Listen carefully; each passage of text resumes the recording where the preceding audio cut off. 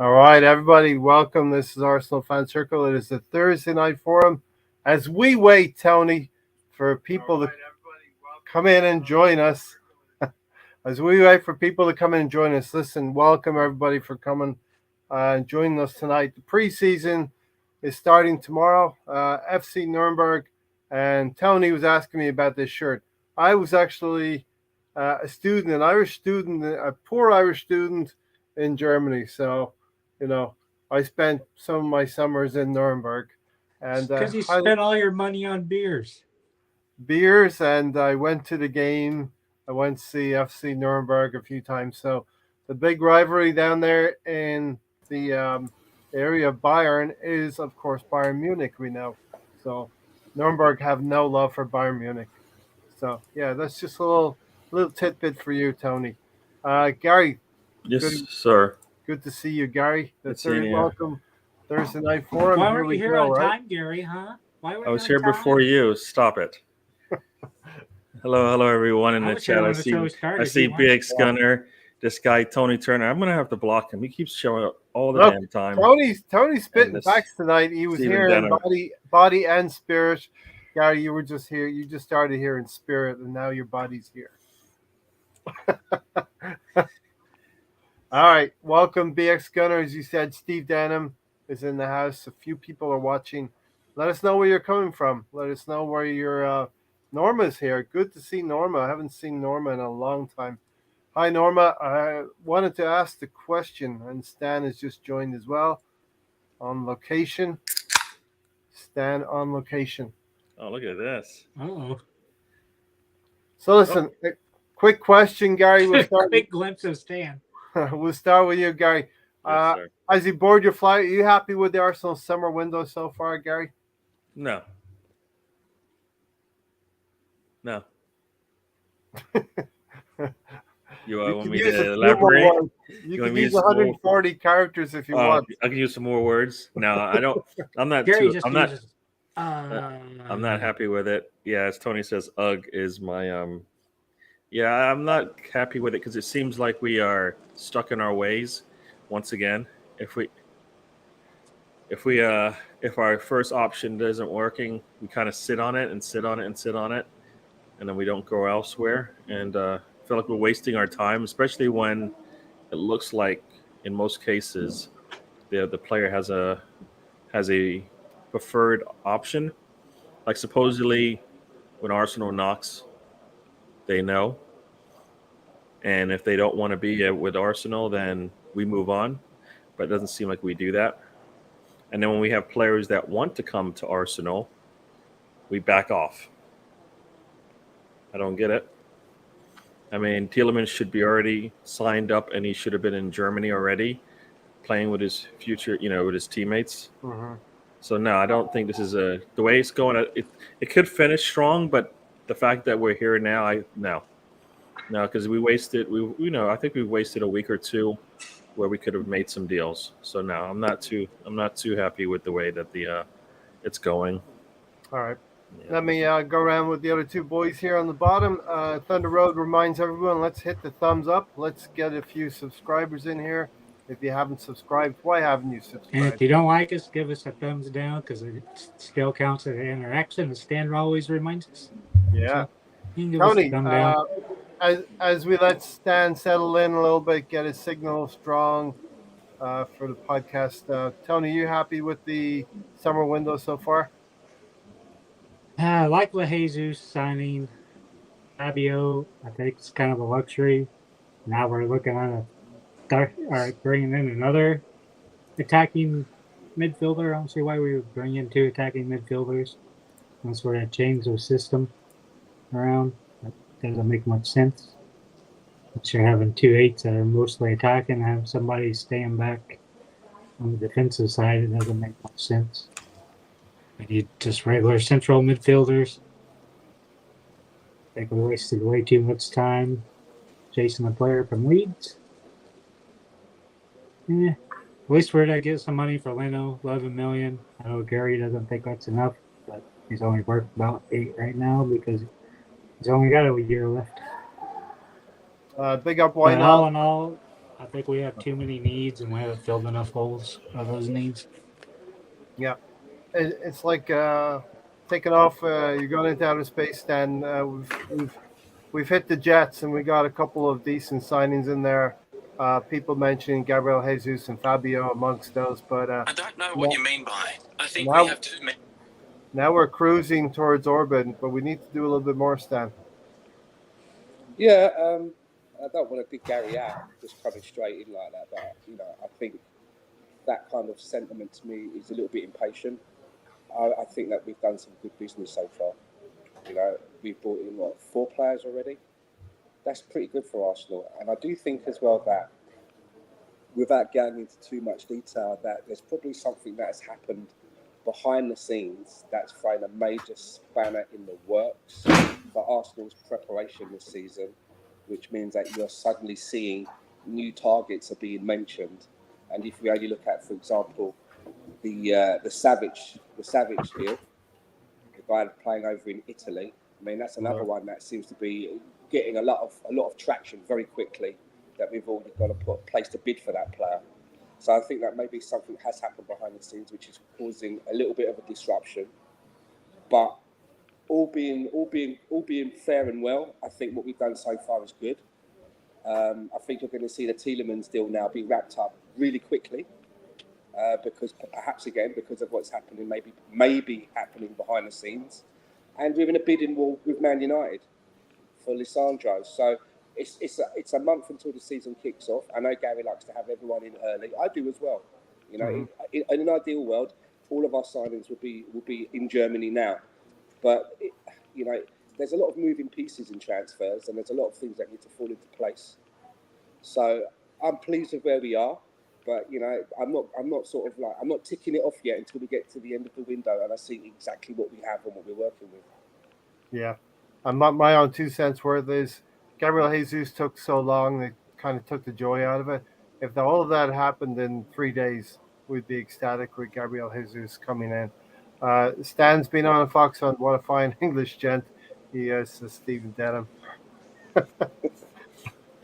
I Tony, feel like Prince Andrew talking about going away for one of his shooting parties. I was gonna say, where's your shotgun for the rabbits, whatever you're gonna shoot, or are you going for a little carriage ride? Would I don't know, what's a plush name back in the days? Albert. Albert. Jeez. That's popped into my head. Yeah. And you know what? My analysis right now is based on what's basically happened in the last week or two. I definitely enjoy Jesus, and Fabio is unknown to most people, but he has a lot of promise. Yeah. But I just don't like the way it just kind of stopped, especially when we've got things that we need to do. We know Arsenal can do things quickly. We've seen that with Fabio, but obviously Gabriel Jesus took quite a few weeks. And like I said, for me, took the joy of it. We knew it was happening. It was a slam dunk, pretty much. I know that Chelsea and that team down the road inquired about him, but we're going to be talking a little bit about relationships, the coach-player relationships. We don't like it in a couple of other transfers. If you told me that before, I would like this. Pause for a second. I can. Yeah, you're starting to break Come up on, there. Stan. Signal's coming in a bit choppy, so yeah. As Stan will come back in. So Gary, we've jetted off to Germany, and this part of this summer, at least before a ball is kicked in anger, and some would say preseason's not a ball kicked in anger. We know that, but the squad is bedding in and enjoying each other's company. So we've seen a lot of pictures of professional footballers cycling around on bicycles. Yeah. See, my thing about that is you've got probably, it seems to me like it could be like half of those players won't be here. Like if we're talking about vetting in and getting the team spirit and all that stuff together, there's probably 8 players at least that they don't have future plans with Arsenal, right? If some might, some of those 8 might not, but it might just be out of inconvenience, like we can't sell them. But in reality, a lot of players went out on loan, and they didn't go out on loan because we wanted to keep them for later. Only one player has gone out on loan, and I believe that was for the future. Everybody else is because we didn't want to play them, and we wanted to hopefully put them out there and improve their value, right?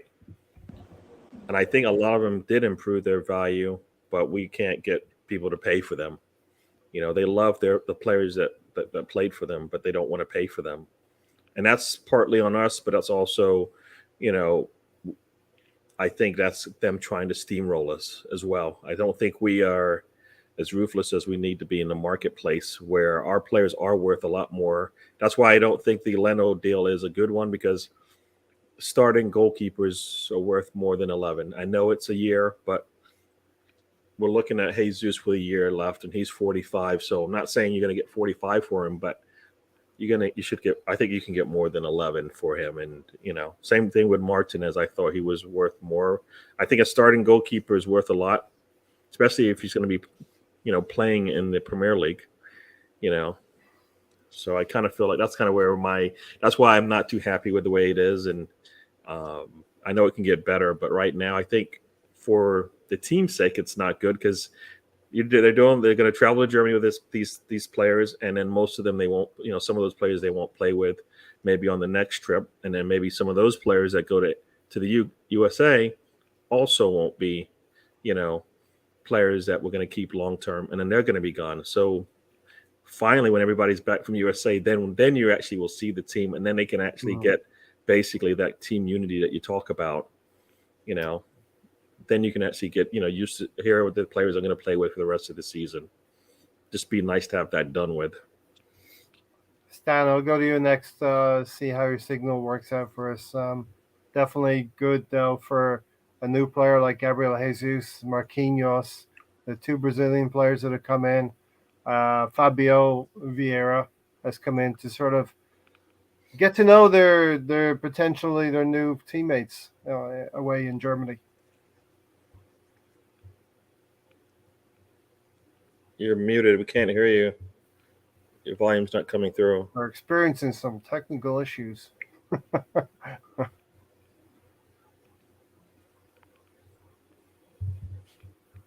No. Try it again. Tony. So, it's good for Gabriel Jesus, Marquinhos, Tony Turner, or Head Turner, whatever, Matt Turner, right? Matt Turner. Come in, do some things with the team and get that, personality, get to know each other on a personal level. They've come to a new setup, It's good to get to know each other. The Marquinhos and Jesus, you have all the other players that speak either Portuguese or from Brazil. So there's definitely going to be a Brazil-Portuguese / click going on in the team. And I think there's just not enough new first teamers or people that can really challenge for a starting job that we brought in so far. Gary said 5-6 of these players we are seeing and be out the door. We got Bellerin, got Carrera. The stuff he said, I don't even know how you bring him into camp. Because Arteta's stance on people for what they've said or done before is harsh punishment, and you have Carrera saying what he did. So adios to him and I'll let you camp.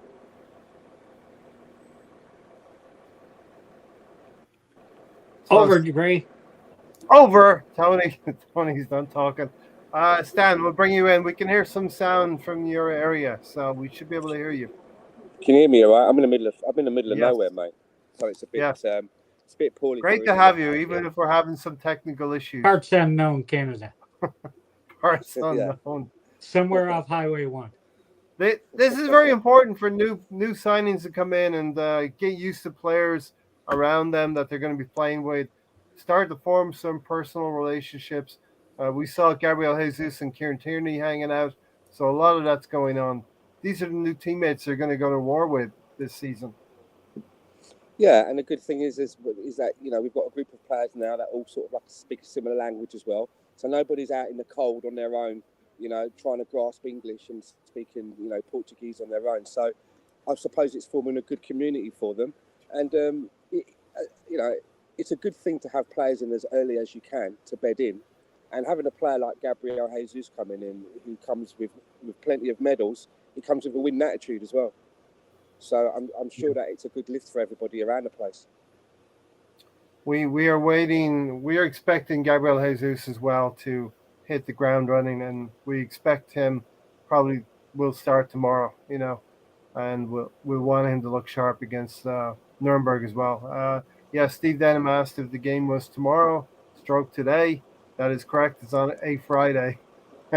Right here, it's Thursday. Over there in the UK right now, it's Friday morning. So, yeah, there is a game later on, and I think there will be a charge if you want to watch it, Gary. Arsenal are charging the poor fans. Yeah. I'm hoping that there's another way, but yeah, no. Preseason matches they're charging us for, right? We got to charge for everything these days. They can't give anything away, not necessarily for free, but I mean, it's not like it's preseason. Come on. So yeah, nah. Yeah, it's on. So I'm hoping I get to see it, see what's going on. I mean, just to see those players out there playing means football is almost here, right? So yeah, the importance of having Gabriel Jesus here as well means he'll hopefully start hitting the ground running as well, and we'll get a good preseason out of him. Yep. He should have all the tools ready to have no excuses when the season it starts for real.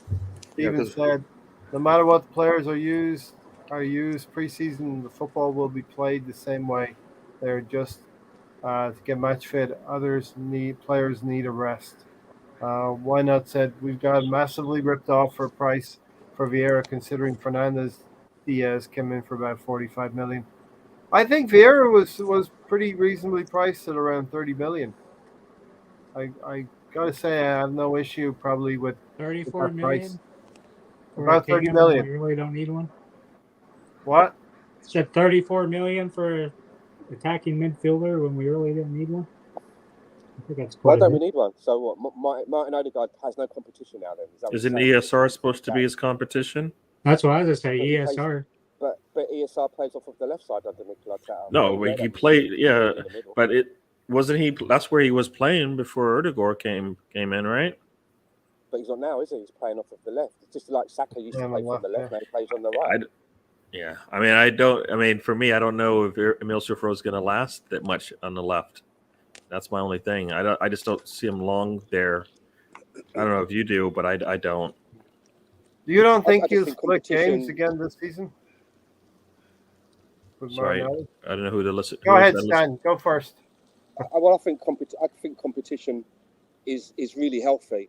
And there's another midfielder that we're looking at. What's his name? Unana or something like that. A young midfielder, also from Belgium. Yeah. And people are saying, well, what about Sambi Lokonga? It doesn't mean that we forget about Sambi Lokonga. It means now that another young player has healthy competition. And if you look at clubs that do that, it means that those younger players, they start to progress even quicker because they actually have somebody keeping them on their toes. So I think it's a good thing. You can never have too many good football players, Tony. Oh, is that to me, you mean? Yeah, but to me, right? You need to fill the. Well, I just said in general, don't you want a third striker before you get another attacking midfielder? But how do you know that we won't be bringing in the first striker? The window's open for another month. Yeah, but don't we need him to come? Don't we need that player to come in sooner than later? More than we have an attacking mid for competition. So it doesn't always work like that. I mean, obviously the Vieira deal was done quickly. Nobody knew about it. It was RKO out of nowhere. He's in. That deal's now put to rest. Let's not. I just think that we should be too quick to put a finger and say, hurry up or what's going on. And if the window was closed now, then I'd be right behind you. But it doesn't always work in the way that I just think it's not. I just don't think we have unlimited funds. So regardless of whether we do it in a specific order, I just don't think I think we have limited funds. So with that in mind, filling spots that we already have players in, yes, it's good, but it doesn't Right. help us out in the So- long run. I mean, we'll be complaining in September when we don't have the second striker, when we We're- don't have when we but- don't have a left back to support, right? The third And striker. When we don't have a true backup for Partey or Xhaka, we'll be complaining. And those are the things we've been complaining about for numbers of years now, and we still don't have think- answers for those. We don't So- have. We finally have a start. We have a starting forward, right? We assume that's where Jesus is going to play. Yeah. But we don't have, and for most of us, at least for me, I felt like we need a new starting midfielder. We don't have that yet. So, Gary, not be getting too- you're right in a lot of things. We do not have unlimited funds. I don't believe we're going to get another striker. I believe we may get a forward of some sort. And I'm very disheartened going from Rafinha to some unknown winger from Lille. And the third part of this, we're arguing about Fabio Vieira, maybe having a discussion about Fabio Vieira, when we don't actually know what position he's going to be played in. We have no knowledge of where he's actually going to fit into the team or how he's going to fit in. So you can't nail down, you can't talk about Fabio Vieira in a certain position. We don't know where he's going to play ultimately. Yeah, but I mean, you can tell where he's played from before, and he's attacking mid. That's where he's played predominantly. So either you're bringing him to play a new position that he hadn't played predominantly in his previous season, or you're giving him a new role on the team. So now he's got to learn a new position. So in a new squad. So I don't think it's that difficult for us to figure out where he might play. Well, I don't think he's going to take Emile Smith-Rowe's position on left wing. Right? He may provide some help to Saka or more so Erdegaard in terms of resting. It doesn't help us because we want a starter in some of these players, right? Absolutely. We got Gabriel Jesus in, and that's one of the starters we need filled now. There's a big gaping hole in midfield we need to get filled, and that'll come hopefully. 2 gaping holes, right? We still need 2 central midfielders. All right, lay it out for us, Tony. We need 2 central midfielders, or what's the layout? For I go with a 4-3-3, which we're playing, we need the left and right guy. Unless you're going to have Odegaard and have Fabio playing more advanced, then who are you to have back there? You're going to have Sambi all alone. 2 midfielders. Who would your candidates be for those 2 spots, Tony? I don't care. Just somebody capable. 20, 30 million pound. I think it's not like it really doesn't matter because we've been a lot of our recruitment has been pretty good. All right, we're getting players that are good. Redundancy is kind of not an issue for some of us, right? So we've been really good on picking the players. We haven't closed on the ones we've wanted, but we've been pretty good with picking players. It's just a matter of do we fill the holes that we have on the squad. So I don't think a name of a player is going to make a difference because we've done really good on picking most of the players we have, and there are some surprises there. But sometimes they've worked out. But we'll see. We'll see. Gary, well, I know players like Gabriel and Tomiyasu. We didn't know those names, and they're some of our best players. Yeah, like I said, the names don't really matter. It's the position, the ability. And staying around that 20 to 30 million pound mark, just somebody that can actually challenge for a starting spot or be a dependable backup, either one. So, Gary, you mentioned, I agree with you, we don't have unlimited funds. So, what's your feeling in terms of how many more players we can sign this summer window? Can or will, right? I think realistically 2. But we probably could squeeze 3 in there. But we might be taking, bringing in somebody at a lower cost, which means that it's a higher risk that they can actually, provide the support that Arteta wants from his players. Yeah. So, any player under 20, right? If we're going to gauge it by how much they cost, players under 20, they're not finished products, right? So there's a risk there. I mean, you look at the Samba, you look at Tavage, They're not finished products. So if it works out, you're laughing, right? Like, Tomiyasu. But if it doesn't, then you're sitting there going, I got to fill this spot with somebody else. So then what do you didn't really help yourself in the window when you go back and look at it. And for me, Sambi and Tavares, maybe they are good for the future, but we're not a future team right now. We've got a lot of players for the future. We don't have players for today, especially when we need to depend on players, right? So that's kind of how I look at it. I said, going into this thing, we need players that in a pinch, if they need to start for a month, they can, and we won't dip in form. And we need players that have been kind of established in their career, the mid-20s, the age range of a 25-year-old. I thought, I bring that up all the time. The age dynamic of the squad just is too young. Too young, and it's good to have a young team, but you got to have some of these old players that are established that can come in. Like the reason when it got down to it, El Neni was the best choice. Why? Was he the better athlete, the better talent? No, but he had been around and he could play within himself and not.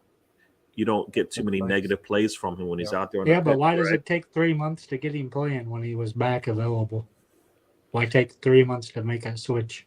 Because we got a plan. We stick to our plan even when all is lost, and because we don't have a plan B. Is that what you're saying, Gary? No, we got a plan. It doesn't have that many options on it.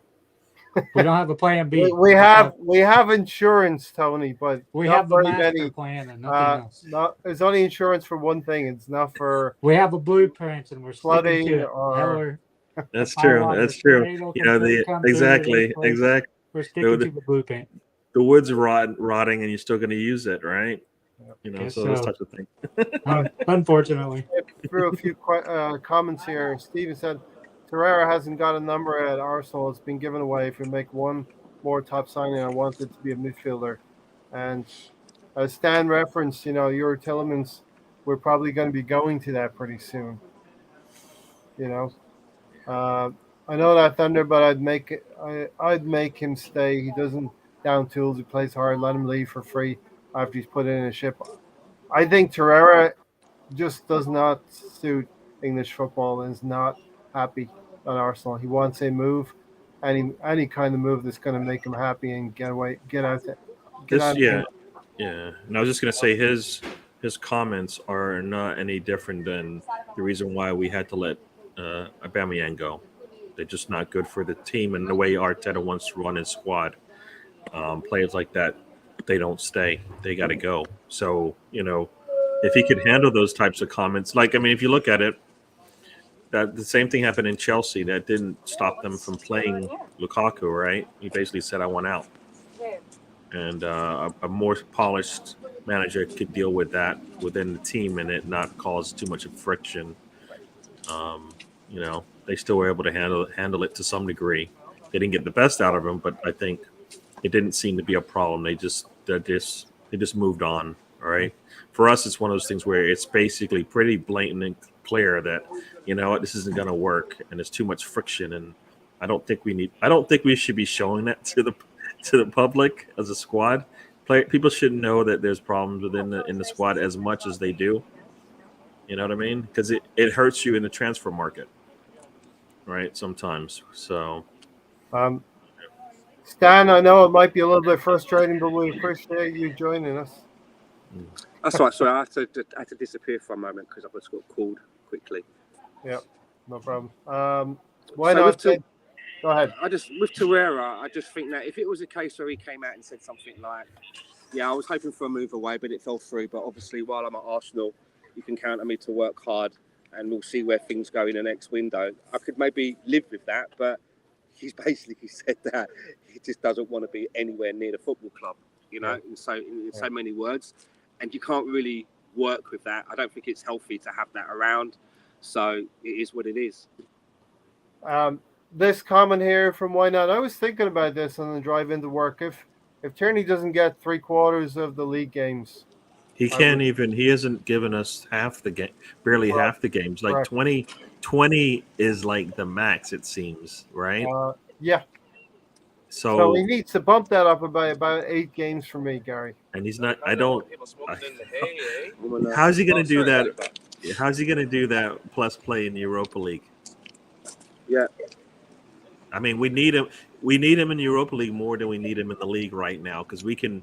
The odds of us getting to the final in the Europa League is really high if we have a full and a healthy squad. Yes. Right. We figured that out. That 3 point.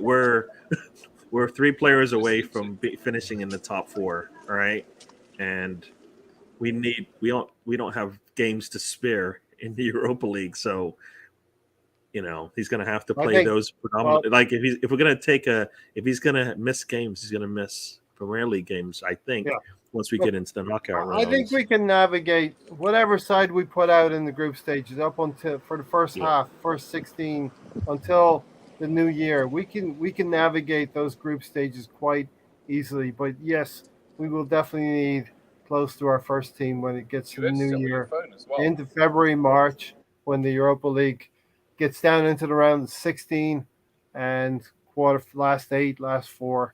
So it's definitely a competition. We do need to go far in. And you know what? Our reputation's on the line, Gary. I'm looking at rival fans. They don't respect what Arsenal can do. Hey guys, you see this guy, right? Yeah. Poor side supports Chelsea, didn't he? Oh, sorry. Yeah, we all can't be perfect like us. Money fans, Chelsea. Yeah, we're going to talk about Chelsea a little bit as well. They're splashing money out there. Ronaldo, Sterling, maybe Rafinha, because Barcelona can't stump up the cash. But yeah, listen, the respect out there it's not out there, Gary, for us Arsenal fans. When it comes to the Europa League, when it comes to a lot of things, rival fans do not respect us. It's up to the team to start turning that around. Yeah. And that starts with the way that you handle yourself in the transfer window, I think. And that's where top to bottom, from top to bottom. Lack of action. Well, right now it's the transfer window. Mm-hmm. So the lack of action basically has shown that we're going to lose out on the players that we want. We didn't go in for any of these players and either have lots of communication. It seems even put in some bids just to have them go away like that too easy when those were threats going in. You knew those threats going in to some degree. There was always comments about players here and there. You're going after Lisandro. Well, guess what? He plays for Ajax. Guess who coaches United? All right.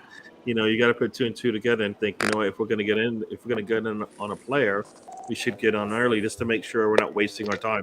Mm-hmm. We seem to have wasted at least a week with this whole Lisandro thing.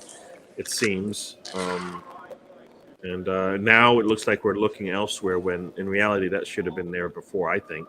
Was he nodding his head? Is he doesn't believe with me? He's not. He's agreeing with you. He's not happy with the situation, no. Right? Sam? I don't agree with Gary at all. You're painting a picture like that. They're only working on this one deal. There's nothing else going on. And then they go to that. I believe that there's a team of people multitasking, but there's so many moving pieces in the transfer. There are so many moving pieces. If this was Arsenal involved, as soon as Man United had entered into the bidding for Lisandro Martinez, Arsene Wenger probably would walk away. The fact that we're still hanging in there and we're trying to do whatever it takes to get it out of the line, that actually impresses me. Too many times we walk off and deal when another club starts sniffing around because we don't want to get locked into a bidding war. But if the manager wants that player, he can do everything he can to try and get that player. We all have the ones that we like, the ones that we want, but we don't get to make the decision. So at the end of the day, whoever walks through the door and pulls on the Arsenal shirt, you've got to back them until they show you evidence that they're not worth backing anymore. As much as I hated Bernard Ozil when he left the club, I was so glad when we signed him. I wasn't on his back from day one. I was glad to get into the club, but it was over a period of time when I saw what was on the pitch. It didn't do it for me. Other people were happy with it. I wasn't. So I just think that I get the frustration, and I've been like this before in many, many transfer windows. And I have all the time that I'm supporting Arsenal. It's probably only been the last 3 windows where I've managed to take a more chilled out attitude towards the transfer dealing, the rumours and the hubbub and this player and that player, because I used to get myself so wrapped up into it. But now I'm of the opinion I'm not going to slag anyone off or make any aspersions until I see what happens once the window is shut. So Yeah, this is how I feel about it. We all feel different ways about how we support Arsenal. We feel different ways about how we view this transfer window. And I'm not saying that you're wrong or I'm right and No. this person's wrong or whatever. Exactly. I just disagree with that way of looking at it. This is how you're feeling about it, Stan, and this is how Gary's feeling about it. And we can look at it and say there is a relationship from the coach to the player with Lisandro Martinez, which might make it very difficult for us. But Arteta is trying, and there's still. But Fabrizio Romano always makes it sound like Man United are in the driving seat here. They're driving this thing, but Arsenal still show interest, Gary, and they're still. Yeah, that's that only just keeps everybody involved. Right, that's like that's dangling exactly. It's just a little teaser there. That's just a teaser there. And like I said, my thing is, once it became apparent that he was more interested in going to United than Arsenal, because when players are interested in Arsenal, yeah, you know that, but then eventually things go quiet. Stephen is dropping out of the chat and getting into his bed right now. So I won't say anything that's going to goad you into getting out of your bed and making a comment. I won't mention this guy. So. See, well, you won't mention, and you just mentioned. So say what I was saying, right? You lied. And that's the tough thing, Gary. It's the relationship to the coach. We don't know if how Martinez is going to react. Well, no, think about the reason why Jesus is with Arsenal is the same reason why Lisandro more likely is going to go to United, right? Yeah. I mean, it's easier to go with somebody even though you've worked with him before. So had some success. And you go into a bigger club. Mm-hmm. Not that they're playing as big as they should be, but it's a bigger club by name. So, yeah, it makes it easier to make that big move, make that big jump to the Premier League if you've got somebody there you already know. And somebody you've worked with, their pressure points, what makes them tick, and you know what they like from you as a player as well. Yeah. Why not said we still need more adequate strikers to accompany Jesus, Tony, and Veghurst, an adequate and competent strike force. I think we're going into a shop with, say, you've got $20 as a kid, and you can only buy so much. You want to buy more than you have money for, and I think Arsenal are in that position. If they were going to go for Rafinha, then they have enough money to accommodate probably most of the strikers in our price range. So I don't believe that's true.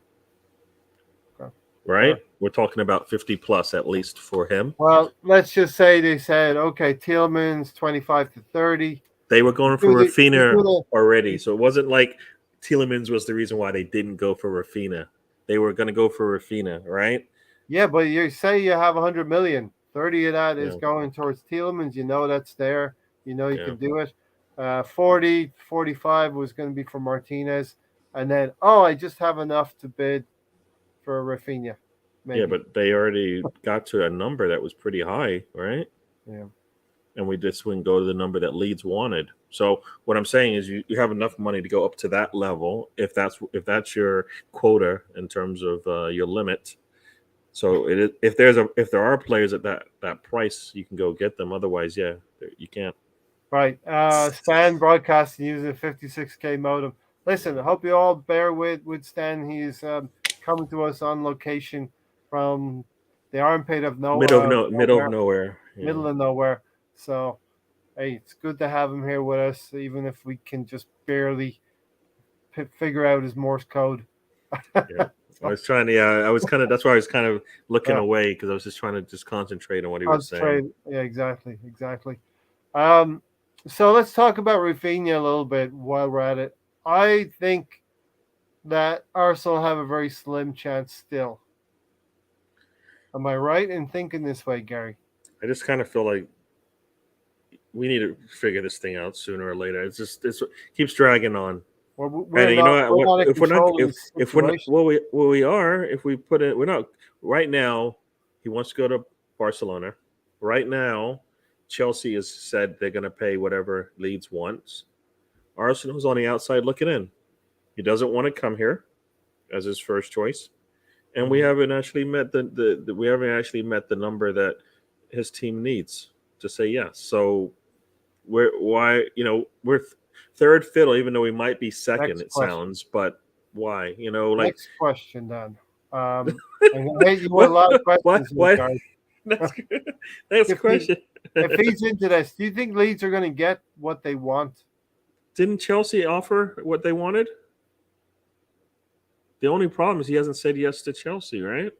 I don't think Chelsea have hit exactly what they want. They may be More than us. some way short. More than us. Yeah. So they're paying more than us. So which one would you go to if you're Leeds? Yeah, obviously. Yeah. So for me, we're not even meeting anything. The player isn't our first choice, and we don't even have the best bid in right now.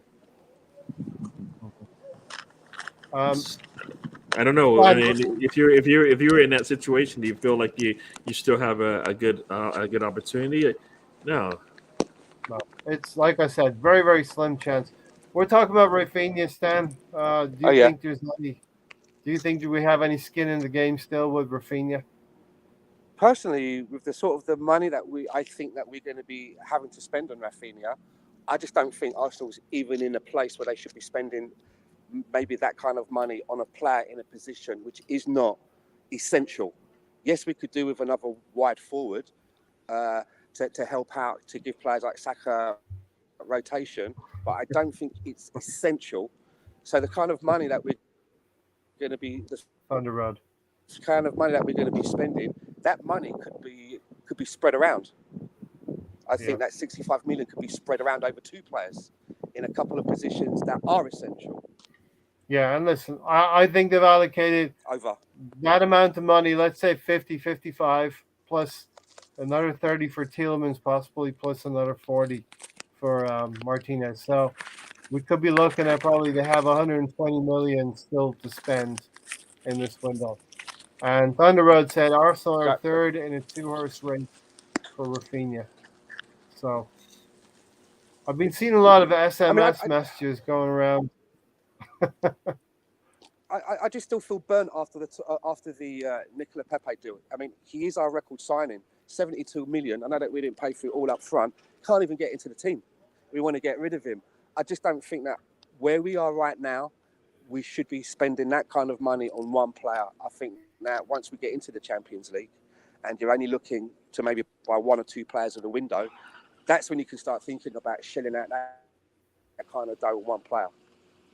I get that, Stan. So then for me, you have two options, right? Either you go get your top number ones or number two options, right? You can't. I don't think Arsenal can get three, right? I kind of felt like they stretched. They might have. All right. They might have stretched with the Fabio deal a little bit for me, because now you've paid for players in the same situation for around the same amount of money, right? So for me, that could mean that they're around the same quality, and you're not getting, bang for your buck there, right? Like if you bought Partey for 50, would you buy his backup for 50? Probably not. But that's what we just did for Erdegaard and Fabio. If those are the position where that competition is going to go. So for me, that's why I'm like, we're like stretching ourselves over here, but we've got all these holes over there, right? We still essentially, Lisandro I believe he answers the call for the left back, even though I've heard many things saying that that's not his preferred position, right? He'd rather be central. Mm-hmm. And that's not the style of play we're going to play. So, I could see him. Here's what I could see: he goes to United and he's playing left back. Because we've seen that so many times, right? At Arsenal, no, I don't want to do it. but I'm going to go to this manager and I'm going to do exactly what he says. And guess what? It's the same thing Arsenal said. And it's like, They have a situation with Man United for Martinez where he's going to walk into their team pretty much. They don't have a lot of quality at the back. Believe it or not, Arsenal's got some strength at the back in our first choice 11 with Kieran Tierney and Gabriel Magalhaes. Yep. For me, also, I will. Bye. People accuse me of not being critical of Arteta. I'm going to be critical of Arteta. You've got a record transfer in 72 million Pepe that you haven't utilized at all, and that's on the manager for me. Stan? Just breaking up. Yeah. He just That's froze on us. unfortunate, but it's good to Yeah. have him here. But yeah, listen, that's the thing. He hasn't No, utilized Pepe. but you know what? Pepe it's been the same problem for years now. Nothing is. I don't see anything changing, so I don't understand why we still have to keep saying that over and over again. He's not going to play. We needed desperately to score goals. We did not play him. It's like saying I've got a goalkeeper here. My two goalkeepers are out. I'm gonna go get somebody else to play goalkeeper. That's essentially what we did. At some point, that it's not worth it. BX Gunner said, "What if Pepe is refusing to play Arteta's game? Then he's gone. Either way, he's gone. Either he can't play it or he won't play it. Right? And so he's gone. Gary, if you have somebody who's your boss and they don't believe in you, eventually you're going to try for a little bit. You're going to try to convince them. But when you're banging your head against a wall, doing what you can to show them, and they just don't believe in you, eventually you're going to give up, right? You just don't want. Yeah, I don't think. I don't think Pepe's one that type of. He's a weird kind of player. He seems really, really timid, really quiet, laid back, and he'll just go with the flow. And you need a little bit of somebody who's going to talk back, right? I think you need a little bit of that, or you need to realize what kind of play you got and tap into whatever it is he needs to give you what you want. Mm-hmm. That's what the good managers do, right? Mm-hmm. In every aspect of life, your manager will see something in you, and if they want to get it out of you, they'll figure out a way to get it out of you. Because it only benefits you anyways. Benefits the player, it benefits you. Even if you want to let the player go eventually, at least in somebody's eye, guess what? I saw Pepe out there doing work, helping the team, attack, comes back once in a while to support in defense, whatever. But I understand the coming back and all that stuff he doesn't do, but he's not even doing the stuff going forward. For me, not enough. Every once in a while he'll give you glimpses of him moving and attacking towards the goal, but not enough.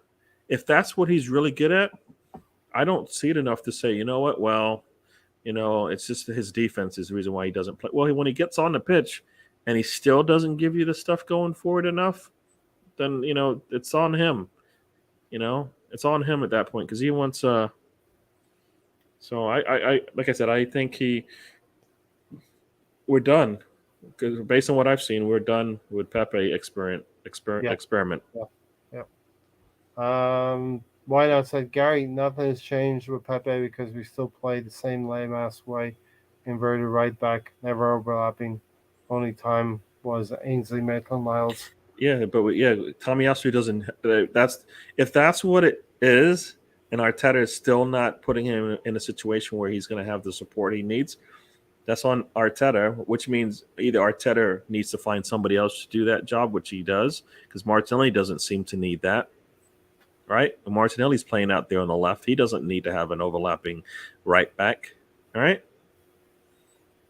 He doesn't. So I kind of feel like it's partly on the player, partly on the manager, and he's not getting the best out of him.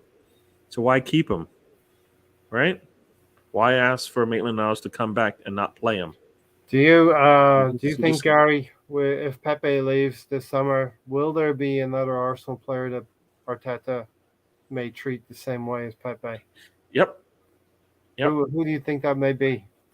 The next player, either the next player that wants out, or the next player that has a drop in form. All right. You think we're going to go through this cycle over and over with Arteta? Until we don't, I'm going to say yes. That's part of his right now. That's part of his makeup as a manager is that he will alienate a player. Until that's not in there. Until I don't understand why. Until he has his team, things will get better. He will never have 25 players all Arteta branded players. You know what I mean?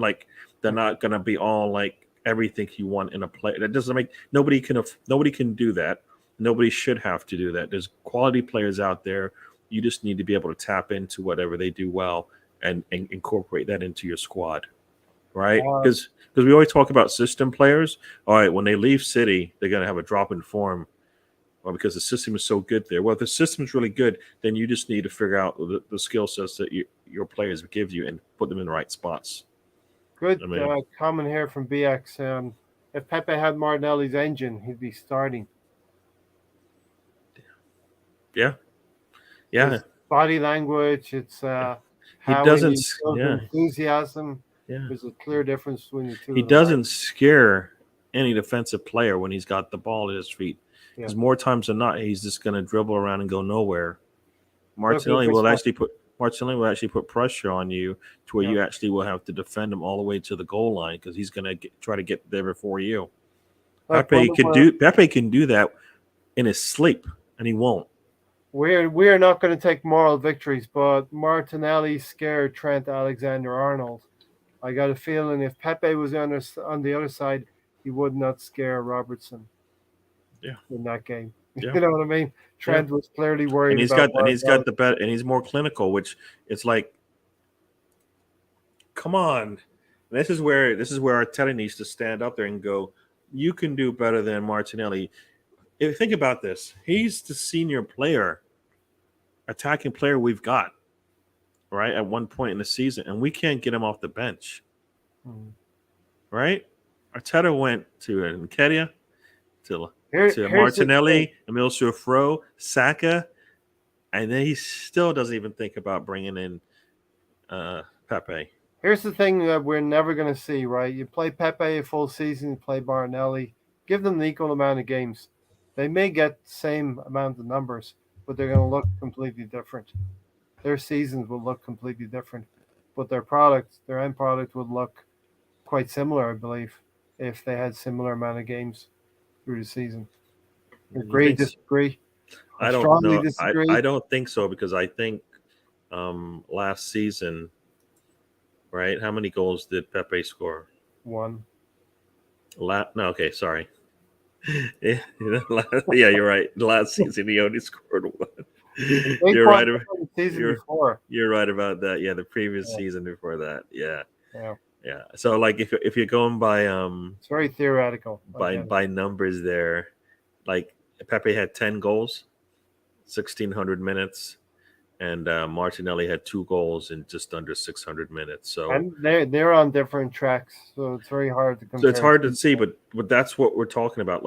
You can get more out of Pepe if you play him, but we don't play him, so he's going to get nothing. And Martinelli's still trying to figure his way through this thing, right? If Tony was still here, he'd say it's a moot point. But anyway, I don't know what that means. But I don't think it's a moot point. But it is a moot point. I mean, because Arteta's not going to play Pepe on one side or Martinelli on the other for a season. So there you go. Why not says Tierney and Tavares do overlap. It's the main cause of our imbalance and Tierney's injury record. No, I was saying that Martinelli doesn't need it, and it seems Pepe does.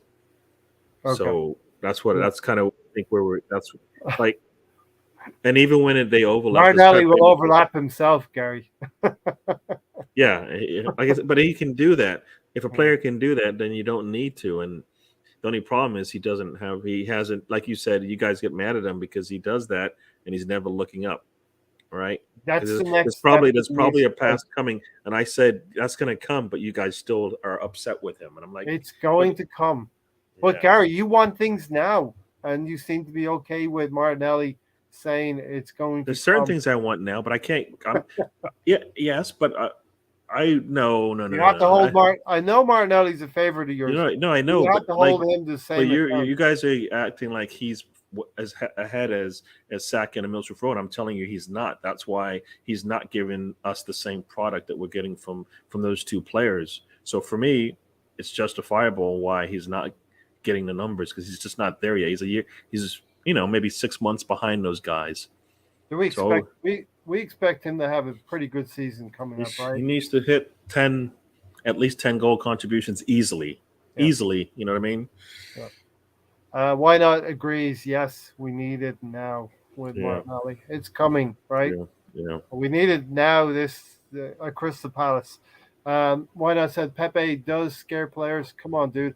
Pepe is singled out by teams every time he touches the ball with no support on the right from the inverting fullback occupying the inside channels. I think he's had chances to show things. He doesn't pass the eye test for me. You have to see that he can give you product, he can give you goals, he can give you assists. It just looks ugly, right? I just think he doesn't give me enough. I know it's there because I see it, and you like you said, he does bring some hesitancy from the defense, but I don't see it enough to where like Arteta's like, damn, I got to get him on the pitch again, because if not, if Arteta doesn't show any confidence in him, then he's not giving Arteta what he wants. All right, we've seen that over and over again. So a man shows you what he is, and that's what he is. Pepe isn't giving him what he wants, and we've seen Martinelli put in some pressure, give us no goals. He's okay with that. We've seen Pepe give us over 10 goals. The next season, he's kind of frozen out. I believe Martinelli got 10, but not Premier League goals. A lot of them would have been in the Europa League. Yeah. Why not? So, And in the Europa League, you're playing, European competition, and it's not the highest quality, and that's why we should easily navigate our group stages in this Europa League up until December. And I keep saying Martinelli is probably 6 months behind these guys. Well, if Martinelli was on the same, starts from 0 in August, right? No. When I say 6 months behind, I mean in his maturation of a footballer. As a footballer, he's like 6 months behind where he was after he got an injury that's a setback. So now he's going to get back to that. He hasn't come back yet because he's still like we saw a big jump in the quality and the finishing from Middlesbrough Road and Saka this season. Right, they were doing similar things the season before. They just scored, 10 goals, right? And we're like, when they get their finishing, they're going to be really good. And we saw that from Middlesbrough Road for the first half of the season, and Saka later on into the season, we saw him starting to finish, right? I remember Saka. And Middlesbrough Road started the season like that. When we started scoring goals after the third game of the season, we started scoring goals, and Middlesbrough Road was in there cleaning. There was one. I think the first shot he took was like a one-time touch, boom, goal. And it's like, and that's what I first said. I don't know if you remember. I said this. I believe that's from not having to play in the summer. He just got to relax his mind and get himself together, because he looked more clinical with the ball at his feet. Emile Smith-Rowe got some advice: take some more shots. Yeah. Emile Smith-Rowe was told take more shots. No, but Gary, taking more shots and being clinical are two different things, right? So for me, he was cleaner in his attempts, and he looked really good when he was healthy. Tony will tell you he got sick, and then that's when the drop-off occurred later in the season. Emile Smith-Rowe is probably our most technical player that strikes a ball. So that will come. But I will say, I expect Martinelli, Saka, and Emile Smith-Rowe to all hit the ground running. Everybody starts from scratch in August.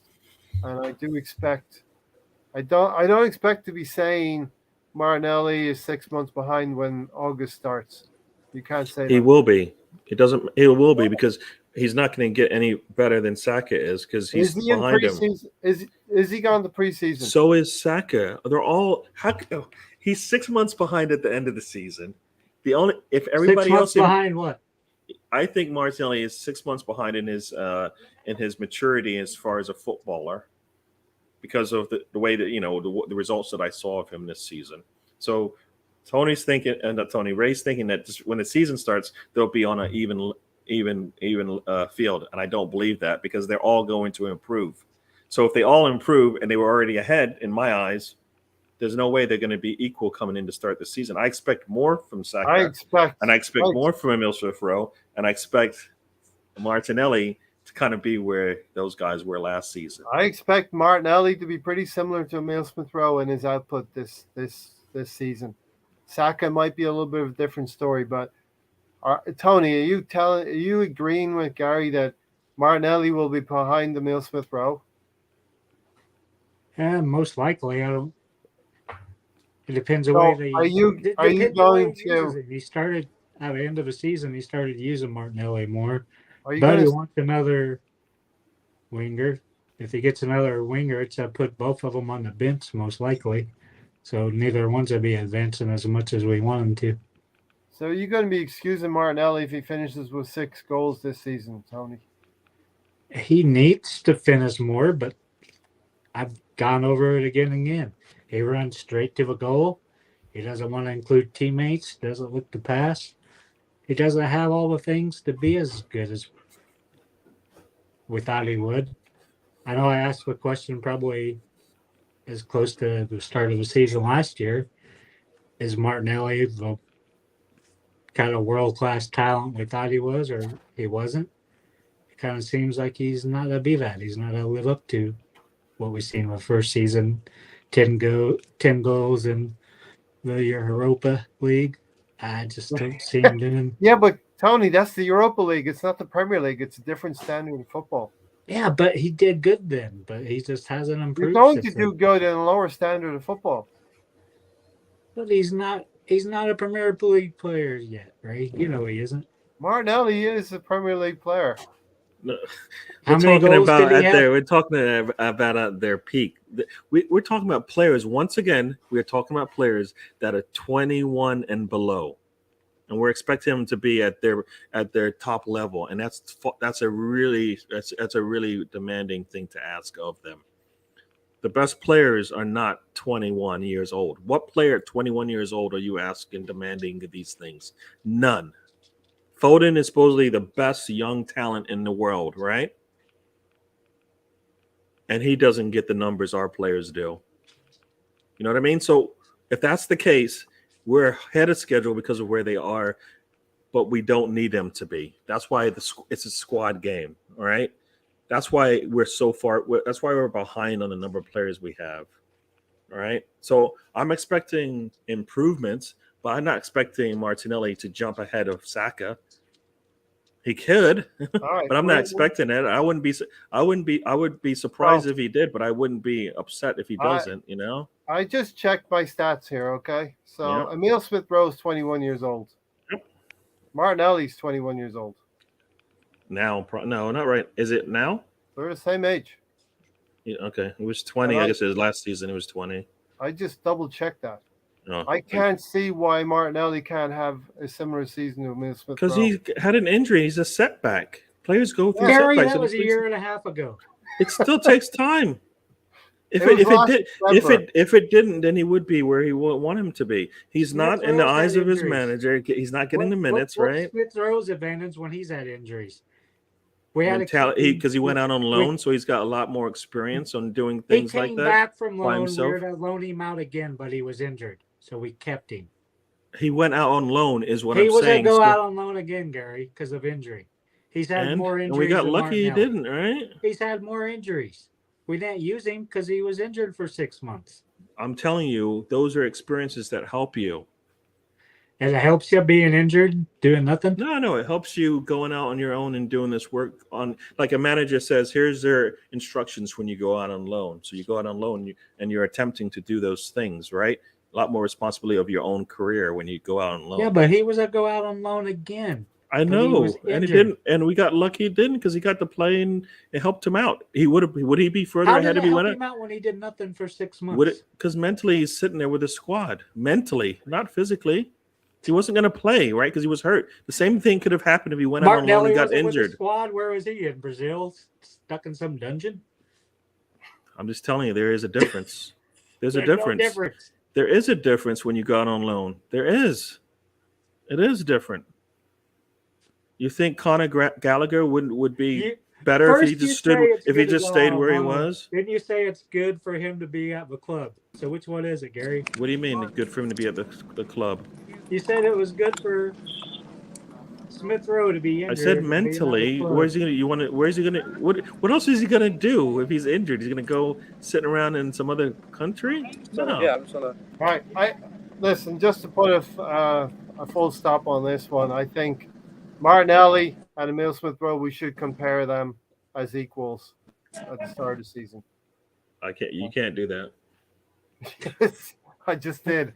I know, but you can't because it's not necessarily it can't. They're playing the same position. Hey, They're in the same Gary, age. They're in the same age. Gary, it's Ray's They play the opinion. same What does that have to position, do with Gary. anything? Aisha, we keep saying Aisha doesn't do anything. He's not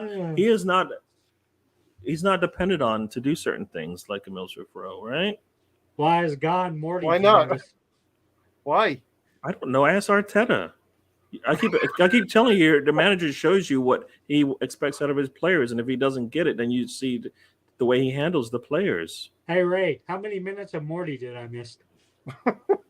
He's just getting there. Guys now. don't like what I have to say, so now that I'm that. No, I just, for the life of me, Gary, if Emil Smith Rowe and Martinelli are playing the same position, are the same age, have the same skills, they're football players, professional football players. They're They not the should have- same, though.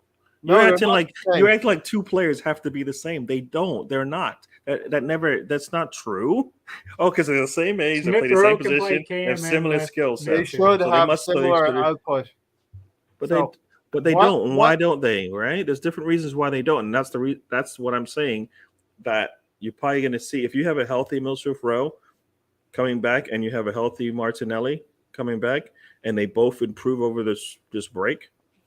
Milsroof Rowe is going to offer you more based on what we've seen so far. If he's building on it, his base is a lot higher. Actually, I mean, scoring 10 goals in the first half of the season is a lot. Like Joe Willock. I mean, I And think he's not going to continue to do that. You know, I would actually say Martinelli might score more than Emil Smith Rowe this season. I think if you back your player, if you like your player, you should back him and stand. Don't be writing excuses Ray, for him. look at why not? There's no It's the last excuses. comment. There we go. Emil Smith Rowe is a midfielder. Martinelli is a forward attacker. I never said they play the same position. You guys are comparing them. Yeah, I said that. Point. I know. It's a viewpoint, Gary. Why It's not go a first? viewpoint. Anyway, Gary, I feel you don't be making excuses for Martinelli. He can show you some things this coming season. I expect him to improve, yes. Okay. But if he doesn't pass Emil Smith Rowe, I'm not going to say that is a bad season He's for a him. blame the injury, even though Smith Rowe's had multiple I'm injuries. gonna blame. I'm looking at And had COVID holding the him natural back into progression last of season. players says that he will hopefully hit 10 goals. Will he? If Emil Smith Rowe hits 15, is that a bad thing? Nice, Stan. Sorry about that. No, not at Take all. care, Stan. Sorry it didn't work out, Stan, but Yeah. stay in the chats if you want to. Yeah, just the connection was pretty bad. So, but listen, it's great to have him here and join us tonight. Yeah. So Tony, let's get on to Bernd Leno. Unless you have anything else to say about Emil Smith Rowe or Martinelli. Nope. Why not ended it? He said it's a mute point, so let's carry on. 11 million. I think it's decent money with 12 months left on his contract. He's worth a lot more than that, but he didn't play last season. Should have been used. I think it's end up biting us in the ass because I don't think Ramsdale's near as good as we think he is. Or his backup, Matt. Funny, we were saying the same thing a season ago. The exact same thing. We said the exact same thing. That we let a goalkeeper go. We're gonna be. You guys kept talking about the goalkeeper. It's the same thing. Who cares who said it? It's the exact same conversation we had before. We've been down this road again, right? That player was with us for 10 years. I'm not telling you. Yeah, but Except that for 3 history months. means absolutely nothing because He won us an FA Cup. So if you're going to use that Barthez for did Arteta, nothing for 10 years. He was Okay. with us for 10 years. 10. what about the last year he was with us? Back What your did you get players, from him never then? show delusional blind faith and optimism. We are going to win the league. Why not? Just flip the So script. you know what? You know what? Why not? Are you okay? Check your temperature, I please. feel like there's Did he go sarcasm visit with involved Brock's there. Gunner? Yes. Steal his lead? Is that I what can't believe he happened even with said it. The fact that he actually wrote it down meant he thought it and then wrote it down. So Are we something's sure he just hasn't not, been hacked? something's just not right about that whole situation Wink there. twice. Wink twice if you're okay. Why not? I know, Let it exactly. progress. Listen, we love having you here. Why not? We love having you, everybody here. Stan, everyone is watching right now. So, yeah, Gary, 11 million, not great. Fulham are going to get a very decent goalkeeper. I actually believe, although Bernd Leno needed to leave to get back into this is the world effect of the World Cup, right? He wanted to get back into England's He'll be not there England, 6 months and get sold German- to the Premier League team. German setup, but Fulham are going to get a great goalkeeper. And Yes. we're He gonna won't be there for long, right? How do you know he won't be there for long? I just have a feeling he'll be there for 6 months. He'll be doing good, and some other Premier League team comes in for him. Or a German? Why Or a German would team. he's starting for Fulham, who just got promoted into the league? So you're saying they're going to get a starting goalkeeper. Well, 6 months. He's going to do well enough that somebody else is going to want to pick him up, and they're going to let him go. When there's probably 17th or 16th in the league, they're going to just let him go. If they give him enough money, why not? You know, you didn't hear. They just forced their way into the Premier League, and now you're saying they're going to set themselves up to fail and get relegated? Wait until January. See if I'm right. I'm just saying, does that sound like a smart thing to do? It doesn't seem like a smart thing to do to spend that much on a goalkeeper. You're saying 11 million for a goalkeeper is a lot of money? It is when you're Fulham and need a full fucking squad. 11 million for a goalkeeper, you're saying is a lot of money for a squad that just got what? How much money does German Fulham get? international, Gary? A World Cup goalkeeper is going to be third He said choice. 11 is high, and I'm saying I said 11 is. I'm saying 11 is low for a starting goalkeeper in the Premier League. A starting goalkeeper in the Premier League has to be worth more than 11. Look at Mane. He went for 26 million. He's worth a plays a shitload goal. more than that. Is he a goalkeeper? He's a player. He's worth 60-some million. He went for 26 million. It's low. I think Mane went for a little bit more than 26 million. I don't think. No, I don't remember. it was 26 million. It was about 35 million English pounds, about 42 million euros. Go check it, Tony. Yeah, 26 sounds really low. I mean, Gary doesn't often agree with me, but when he does, he drinks Dos Equis. No, 24 seems really low. 26. I didn't say 24. Okay. It says here, Bayern Munich has completed the signing of Sadio Mane from Liverpool in a deal worth up to 35 mil. Now, I don't know if you're talking about with that Euros with the add-ons. It's yeah. Was that euros, Gary? That's pounds. 35 million pounds. Yes, that was pretty close, right? It says 28 million on transfer. 27 million with add-ons. 28, 27, yeah. Told you. Plus add-ons. Plus add-ons. Plus add-ons, yeah. Which brings it up to 35. You're laughing at me for saying 26. What is? You were wrong. Come on. So you were wrong. Well, Tony, I was a million off. You guys were. You were wrong. Gary, were you correct? Tony doesn't pay his tax, Gary. I know. I can see that. I can see that. He leaves Walmart without paying that 60%. I'm a million off. Who cares? Who knows? You were wrong. Bonuses go through. Why not say rather keep Leno? No. Who the F is Turner and Trusty? You know, I don't know enough about Turner, but on the face of it, Bernd Leno is a better backup for me. He's a better backup, but he's a starter. Turner is just trying to establish his career in a tougher league. So It's the same thing. We had Matt Ryan. He's a starter. He cost less than Leno, and he left. Mhm. You can't keep starting goalkeepers on your bench. It's a luxury nobody has. Eventually, they're going to leave. I mean, Stefan just left, right? Because he wants to play. He wants to be part of the U.S. setup. Can't do that on the bench. Did he leave? Yeah. Oh. Yeah. Okay. All right. So yeah. In certain positions, you just can't sit on the bench. If goalkeeper is one of them, right? The best goalkeepers don't always play for the best teams. Sometimes out of convenience. What? Yeah, but what did Leno play in? Like 4 games the entire season? Because he wasn't needed, right?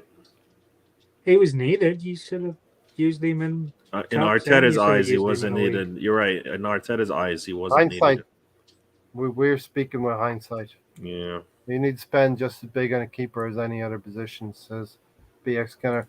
Gary, you don't like 11. I don't like 11, but I'm sort of like 15, 16 would be fair. Yeah, like I said, I think a starting goalkeeper at his age is worth more. I mean, an age in Mane, maybe that's why it went for 27. Mm.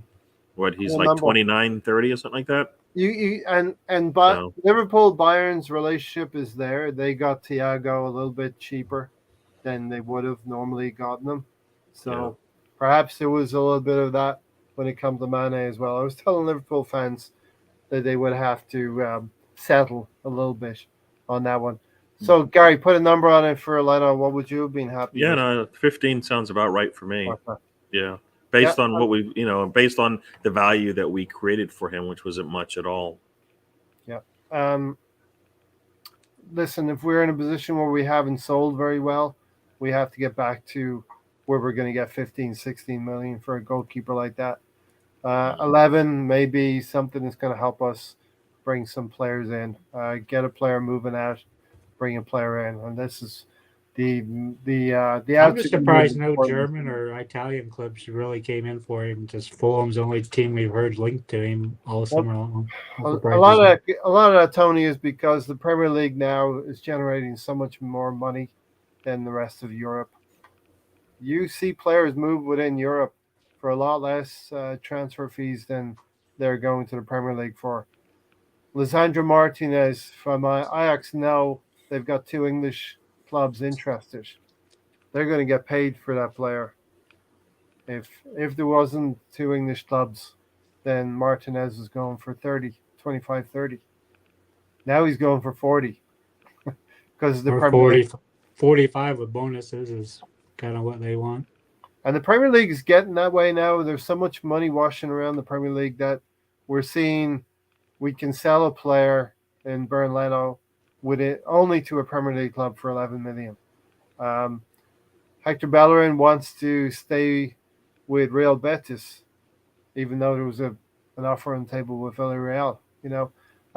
Sterling has gone to Chelsea. What's your thoughts on that transfer, Gary? Raheem Sterling, Chelsea. I mean, I think that's a good move for Chelsea.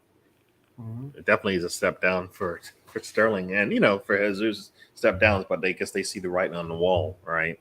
Yes. Their time is numbered, their minutes are numbered, and the team needs to. It's crazy that they just won the league, but they just let go 2 of their starting 4, attacking players, right? Yep. And how much time did they get at Chelsea? If you're bringing him in, he's starting, and who's gonna sit him on the bench? You make it sound like they've got players that are gonna sit him on the bench. They got all kinds of attacking players. Who is better than Sterling on that squad? There are tons of guys. No. You're just saying your own, Tony. You're on your own. There is nobody at his level.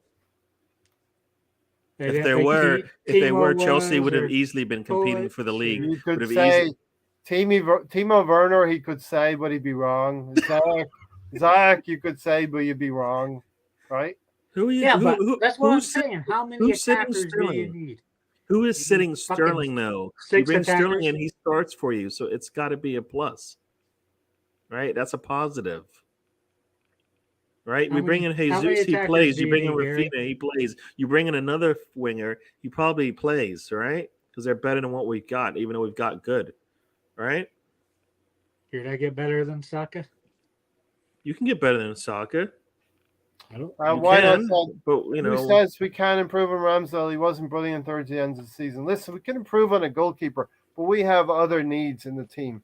You know, BX Gunner said Chelsea aren't done yet. Arsenal and Chelsea are bigger clubs than City. City are only hot at the moment. We're bigger clubs, maybe in name. I don't know. City are a pretty big club right now. right now, yeah. I That's mean, true. yeah. Chelsea are not done yet, Gary. Todd Bowley's gonna go big probably for Ronaldo. For me, this is a dangerous transfer. For me, No, definitely, it could blow up, and everybody has got their popcorn ready to see that. he's right. They're only hot at the Right. moment because of Pep, but it's been 10 years. Yeah, everybody's here for Todd No, Bowley. but they've won Chelsea. before Pep, though, right? They won before Pep. Mm-hmm. Pep has got them on this streak that they're on, but they did win. I believe. I thought they won before Pep, right? Yeah, they won under Pellegrini. I think he won. Yeah. So they only are recently been at this level, right? So, but no, well, when that time comes, then we'll see what they do next. They might just go out and get the next best manager they can, because that's what some teams do, right? Just go out there and get the best ones. So looking at Manchester City, they're going to lose some goals with Jesus going, with Sterling going. Do you think they'll be able to replace those goals? Most likely, right? But it's not. We have to think about it, right? It's not straightforward as that. For sure. They don't really use us. So I mean, Jesus got about 8 goals last season. Yeah, he didn't play a big part. He played all the games, but he didn't score a lot of goals. But he played a big part in their team. Sterling got about 15 goals. That's about 20 goals, and we're asking maybe Haaland and a couple of other players to fill that in. Probably will happen, but it's a calculated gamble. How many goals has Haaland been scoring? 35, 40 goals for Borussia Dortmund. Yeah, he's been quite prolific. Yeah. No, I mean, what it means is Foden probably will get more minutes and be more part of. I guess he did play in 24 games last season, so you're just gonna. And I'm looking at the stats right now. The most anybody played on the attacking side was 28 games. Yeah, and that was Foden and Mahrez that are still there. So they played that many, but as far as starts, I think Foden has the most starts besides De Bruyne. So, and that's the strength of Manchester City. They have a number of players that can rotate, and they don't have to be a Bukayo Saka, who plays 38 games for them. And a lot of people think Grealish, if he clicks, right, then they're set there. So. Yeah, and the jury will be out on that, Gary. 100 million on Grealish. He might have gone a little bit under the radar last season, but this season he can't go into another season where he's not producing for them. Like looking at this here, Foden is 21, right, which is as old as our one of our our top youngsters. So who got younger than him, right? And so that's a difference. They're playing and playing for league titles and going deep in these cup games and whatnot with 21-year-olds that aren't dependent on as much. So looking at the overall league, City are probably going to be as difficult as last season. They're probably going to be as strong as last season. You might have to jump on them early in terms of getting something out of them. Yeah. If they start clicking right away, then you're in trouble, or we're in trouble because it can only get better, right? Mm-hmm. So, like you said, they've got between just they've got over 20 goals and 20 assists. Is it? No, 20 goals and 15 assists from Sterling and Jesus being gone. So, They're, That's an awful lot. that's a bevy of goals and assists that someone else is going to need to take. For us, we at the end of September, Gary, and I'll go to Tony as well. We could be in a pretty decent position. I think we need to be prepared to be sort of close to the top of the league. I mean, they're all winnable games. The first 6 games. Palace away, it's not going to be easy. But listen, we know what this fixture can do to us. We lived Where are they playing that at, Ray? Selhurst Park. Leicester at home is winnable. We've beaten Leicester before. Bournemouth away, Fulham at home, Villa at home, and Fulham doesn't become one of those bogey teams for us like they were before. See how that? No, they can't. No, it can't be. We've done that. We did that last season. No more. Mm-hmm. No more bogey teams. Nah, we are better than most of the teams we play. At least 6 of the teams we're playing in the first 8 games. We need to get most points in those. Pep always picked Jesus for the big games, and Jesus for us now is going to give us a boost as well. BX said Liverpool City are still a level above everyone, so anything after second is open season. Mm-hmm. And that's the way I want to approach this show tonight. Is we need to be the best of the rest, Gary. I don't feel it right now with this summer window. We need to go and get a Tielemans. Yes, Tony, I really want Yuri Tielemans in the team. Oh, I thought you were going to say go somewhere else with that, right? I really want Yuri Tielemans. That's all. I mean, he's there. Everybody knows he's coming to Arsenal, right? See, if that's the thing. Is he? And why? What are we waiting for? Is it going to cost us an arm? They've said we spent 10 million less on Jesus, but yet we don't have money for Tielemans. Make it make sense. We have money for Tielemans. I can't tell you why we haven't got him in Germany right now. Yeah, exactly. I can't tell you. He should be in there playing with Partey, looking ahead at Erdegaard, right? I mean, looking back, this is the time we need. We need these players out there. There is a rumor out there that we have maybe Tielemans is not our first choice target. There's someone else out there. But he makes sense to me. Tielemans makes sense to me. Okay, defensively he might not be there, but he's a better player than Granit Xhaka. That cannot be the first thing we bring up about him. Correct. Because that can't be, because that defense means absolutely nothing. We have a midfielder whose defense is terrible in my eyes. So why is that the first thing we bring up? His defense is not. Because our starting midfielder has defensive problems. We moved him up pitch because he was terrible. Yeah. Why is that the first thing? Everybody brings that up. I don't get it. I rather his offense going forward is better. BX is right. We can open the season with 5 wins. That's got to be the mindset, Tony.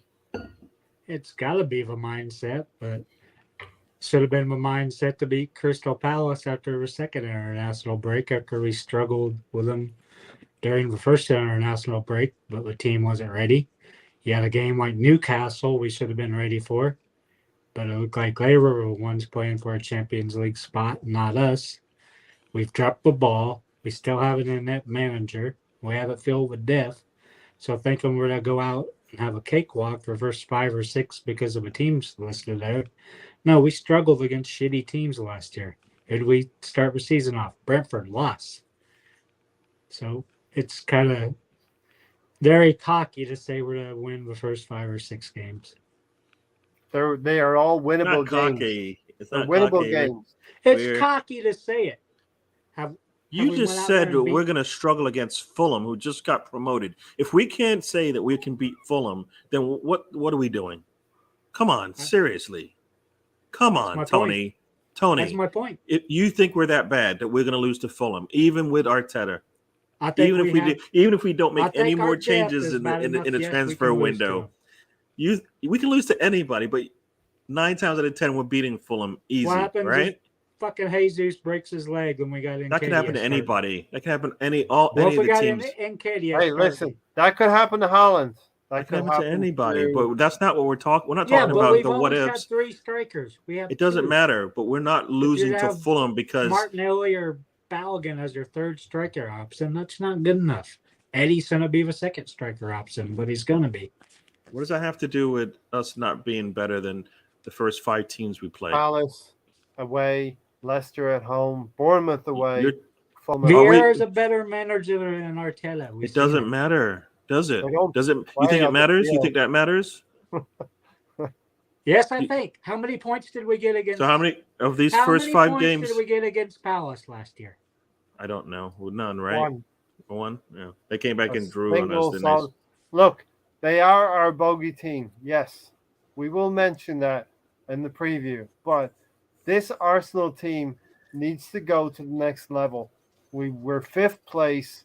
We Last haven't done any moves to make us a 3rd team, right? You don't think We have. Jesus is? But other teams are going to come back up. Has anybody last brought year- in a Jesus that we're last playing? season we Each could have one, finished- pick one of those first 5 teams and tell me which player they brought in that is better than a Jesus signing. Who do we have third- left? No, They're We down had to 8. Lacazette. and nobody Aubameyang. in the first 5 teams we play has a better signing than Jesus. Correct. Has Palace signed a striker better than our striker? Has Leicester? Has Bournemouth? Have has we Fulham? lost 2 good strikers? Yes. We're replacing it with 1. We did not They lose weren't 2 good good. ones because they were terrible for us. They weren't good. You can't say we One lost of them 2 was good ones. scoring 20-plus goals. He before. wasn't.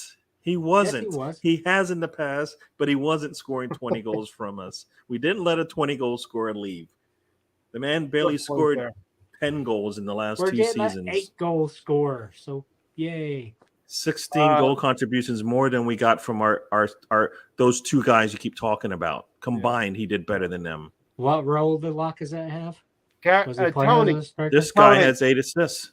Tony, He's better. He's even better than Lacazette. based Jesus on what is he's done. going. Arguably, Jesus is going to a better situation at Arsenal. The team is more set up for his skills in scoring goals. Manchester City rotated a lot of players, and he had to do a lot of work doing the withdrawn role a little bit at City. He didn't have the opportunities at City that he's going to get at Arsenal, even with less supply. I think he's going to be more deadly. Agree? Disagree? Jesus will have more opportunity to score goals than he did at City. He's going to play more minutes. So, yes, he's going to have more And opportunities. he's going to have players around him who are going to be assisting him. I believe we're going to see Martinelli's not going to be assistant. He's never did it in his career. We created enough chances that if we get any better at it over the from the last season How many to assists this did one, Martinelli have, Ray? 6. How many should he have had? I don't know. what does that mean? What does that mean, Tony? What is? Why You're the did- one that always fucking talks about him having double why figures you? and both. Why the language? Why are you using that language Why are you to getting me? so Because you're on one side of the fence and then you want to jump over I'm the not. other. I'm not. Last year you said he should have more than double this. He should have double assist. He didn't. He had Not- 6. I said that going into the season. He said it during the season. You've said it multiple times. I don't think so. Yes, you have. For Martinelli, Yes. find the tape because I don't recall saying that. Ray? For Martinelli, I don't recall saying that. I expect Ray's being How can I go absolutely from wrong. he had like 0 assists the season before? Now I'm gonna say 10. Maybe I said 10 goal contributions, but I never said 10 assists. Definitely not 10 assists. Negative Tony's back. Who's done 10 assists for our team? Yeah, Nobody. yeah, So why would I say Martinelli? I don't think so. Stan, you're just jealous. Honey, Tony's got a date. AFC Max is here. I watched preseason training. I've already confused Gabriel Jesus and Marquinhos together. I'm going to be doomed when the season starts. Yeah, they are like fast. They got the same trim, Gary, and hopefully we see the same amount of goals from both of them. If Marquinhos gets us anything over like 3 or 4 goals, I'll be happy because that will match his career numbers. So, yeah. I see Tony brought some flags with him. And Lacazette had 7 assists, Gary. Yeah. And I said that Jesus beat both of the, gave comparable numbers to our 2 strikers that left. You said it was more. It wasn't more. I'm actually getting a little bit gassed about Jesus now, but maybe I need to tone it back a little bit. Thinking about Erdegaard. You don't bring him in not to do that. That's what we're expecting him to come in and be an easy 10-10 player, easy, based on what we did. If we're going to improve, we have to improve. Brought in a better player. Players around him are going to be 10-10, Gary. What? Said he's not the only player he said should be a 10-10 player. I definitely said that Saka should be 10-10, and I did say over 10 for assists for Erdegaard, definitely, right? Supposedly he created enough chances to where he should have easily got 10 assists last season. We've got somebody in front of him who should be able to finish, right? My guy BX Gunner says I can get hyped. It's okay. Jesus is coming in hot. Get hyped, Ray. It's okay. I mean, it's what we bring the players in for. What's the point of bringing them in and go, they might do okay? What's the point? That's not why we brought them in.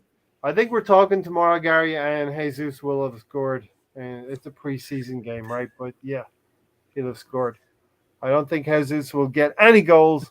I see him being used as a facilitator.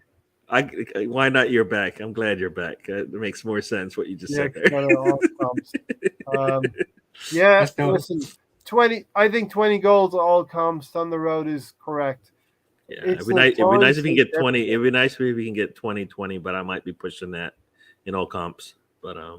Well, no, assists are harder to come by than goals probably because you're dependent on another player to finish your pass as well. I think it's so difficult to score in the Premier League. I think, Gary, only 2 players last season scored over 20 Premier League goals. So no, I said in all comps. Yeah, I agree. I'm just qualifying that in case people think we're talking about Jesus scoring 20. Yeah, no, I said all comps 2020. He should be able to get that. Like you said, only 2 players did 20. So every time we hear about a striker and 20 goals, they're talking about in all competitions because nobody does it in the league. Hey, just change your number for the Premier League. You have it at 12. BX is pushing it now. If we go all the way in the Europa League and win the competition, and I'll be very happy if Jesus is on 27 goals, all competitions, and he scores a hat trick in that Europa League final, and we get entry into the Champions League, but already 3rd place as well in the league. So there's no pressure on the Europa League final. See where I'm going with this? It's going to be a good season, right? Yeah. I mean, that's what we're doing. That's why they're doing all this work, right? Why not? I will go to your upper level there. 14 is my minimum for Jesus in the Premier League. Yeah, I think he can do more than that. I mean, I think Saka. You said 12, Gary. You said he'd have 12 in the Premier League. Why are you screaming at me? I didn't say he wasn't. I said I think he can do more than 8. You said he's going to score more than 14. Come on, Gary. No, he said 8 and 14, meaning 14 assists, Tony. Are you not reading what's on the screen? Ray just said 14 goals. He said 8 and 14 is what he said. Can't wait to see Fabio in America, see what he's about, and start season. 14 of you in here. Slap the like, please. Yeah, hit those likes, man. Thumbs up, please. If you're not a subscriber, show us some love here. Hit that subscribe button. BX Gunner, 81, 25, 30, all comps. And listen, Gary's got his own show on Mondays, right? The Trip. So go check out Gary, DWTT, on YouTube, The Trip. Yes. Subscribe. Yes. Join the family. Yes. Right, Gary? Yes.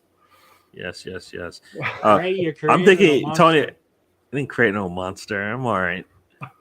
You're on every fucking Arsenal podcast. Yeah. You went from back doors to be on. He consumes a lot of Arsenal content, right, Gary? I do.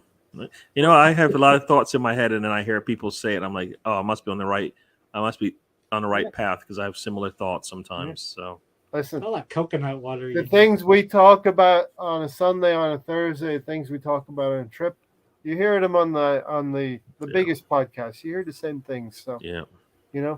if you like us, if you like the vibe here, if you think Yeah. Tony's office rocker, then come see us. Yeah.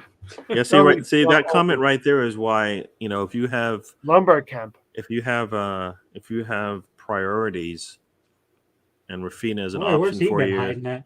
Yeah. Yeah. Great If to you see him. if you have priorities, and I told you you're going to get Rafina if you put up 60 mil in the first week of the transfer window, would you do it? Knowing what we know now, yeah. If you can afford it, right? You do it, right? Mm-hmm.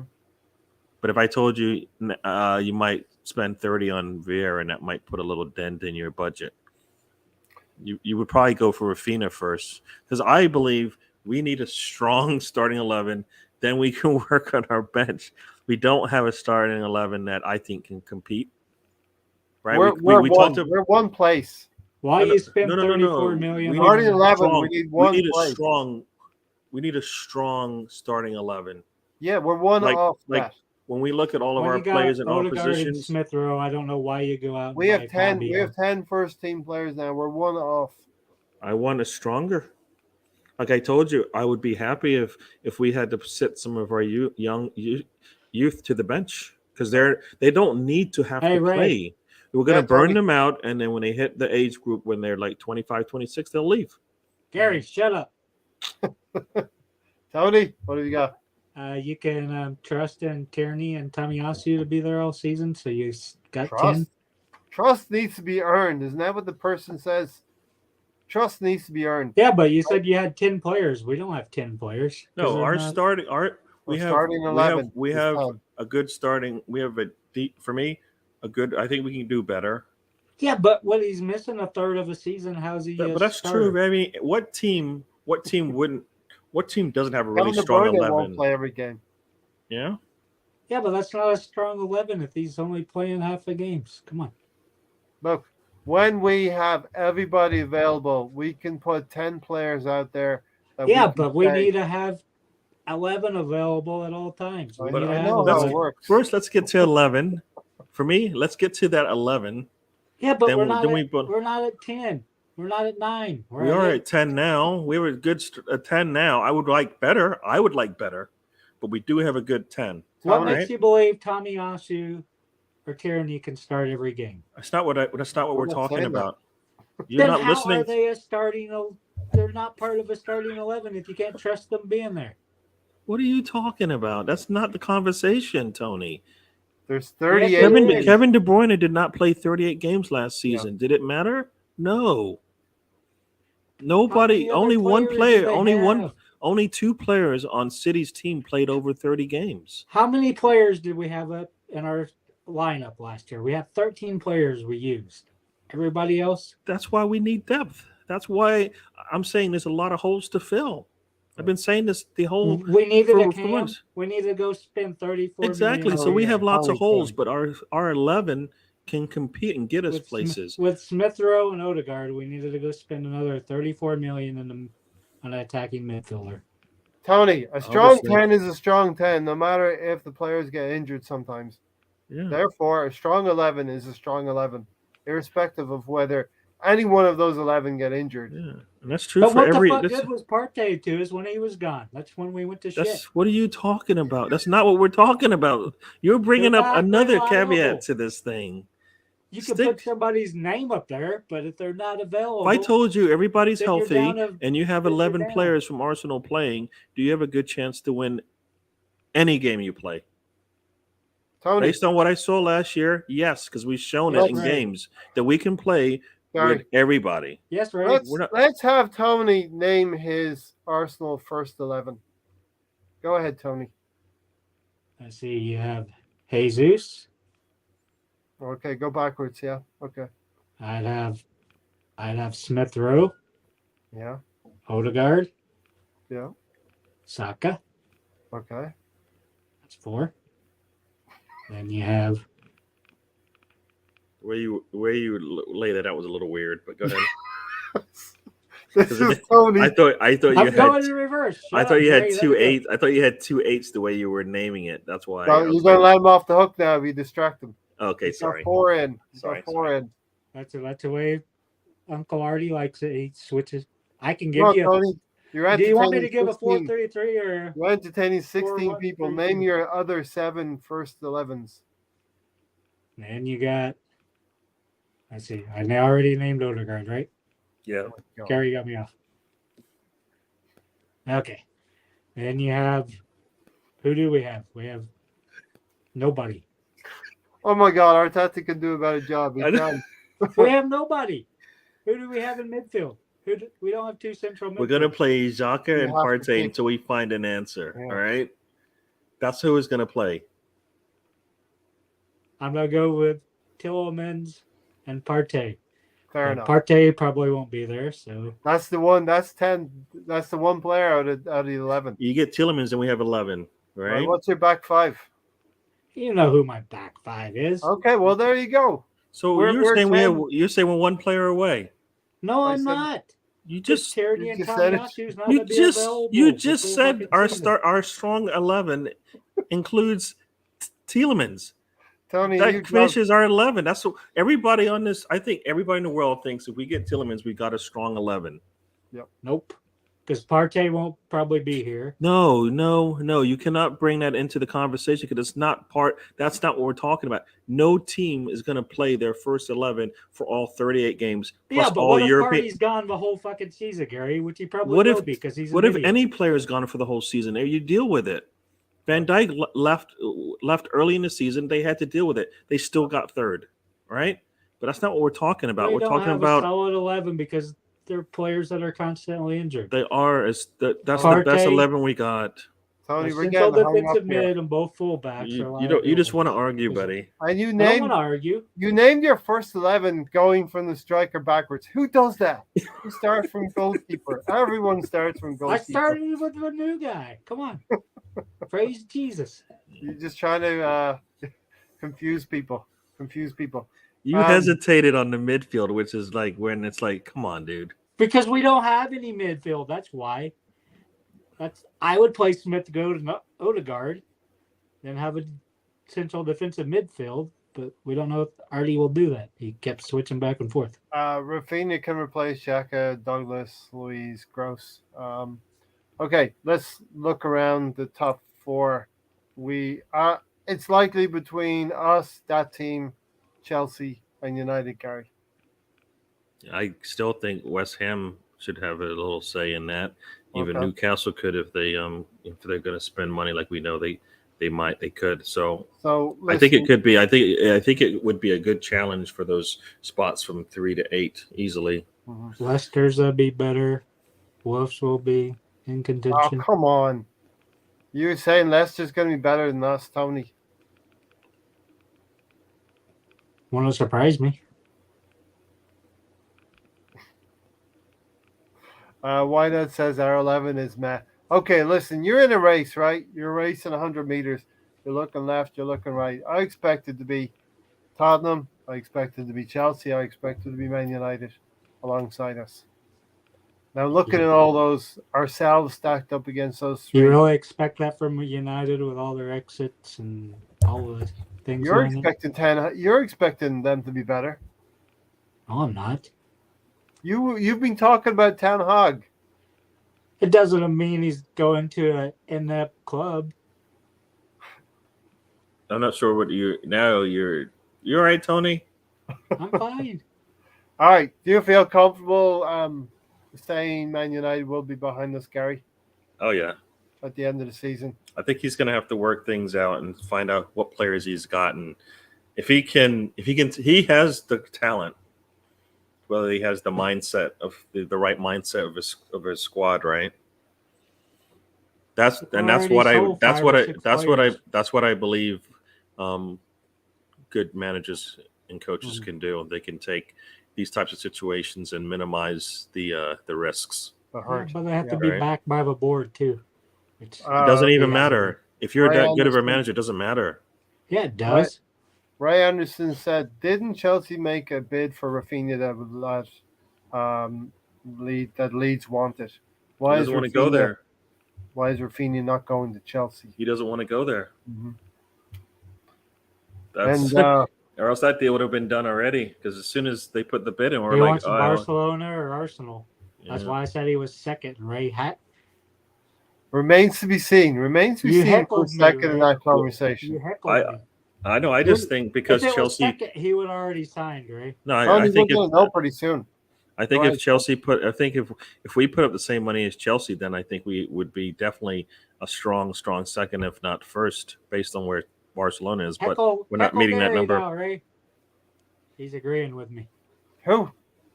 He just said that. Palfina. I never heard of Palfina. For Palfina. Rafinha. You What? have us last. Say what? I said Gary just said that Arsenal is second in the race for Rafinha if we offered the same money to Chelsea, but we haven't. So I believe Arsenal are waiting on this situation. Barcelona are not going to be able to get the money together. Why not? We supposedly we have 180 million kitty. Barcelona don't have the money. Yeah, but we do. We supposedly have 180 I said million. Barcelona. First of all, I said Barcelona, right? The player's first choice will not be able to meet the transfer demands of Leeds, Gary. Yeah. He wants to go to a team they can't afford him. Same thing with this is no different than Hector Bellerin. They want him. They can't afford him. But they can afford other players. So, there's teams out there that can spend money. They just don't want to spend it on players coming from Arsenal. We're going to get into this in a second. Lundberg, I probably set it up a little bit. He believes it'll be City, Liverpool, Chelsea, Spurs. We're going to be up against Spurs and Chelsea in this fight for top four. Yeah. I don't know. Chelsea third with a worse defense. They lost. They're like right now at the point where they're like going to lose their whole back line easily, I think. Mm-hmm. Or at least three of them, right? Because Rudiger's gone. I know he could be gone, right? They're like meeting up in wherever. Yep. They are starting over from scratch for our back line. We could sell them Gabriel for 100 mil, right? Which Gabriel? For defense, man. For defense. All right, I got you. And he's got all the players he wants. Listen, we'll talk about Chelsea. I happen to agree with you. I don't think they're nailed on for third place at all. I think those two North London clubs will challenge Chelsea as well. Listen, Tottenham are doing things where we're a little bit afraid of them, what they're going to do to us. But we have to be there as well. We have to be there as well. The thing with Rafinha, we all differ. I happen to think Arsenal may be second in that line after Barcelona, but it all depends on if Barcelona fall away. Will Arsenal jump? Yeah, we're easily second if we put the same money up as Chelsea, because Leeds knows that they could get the money they want, right?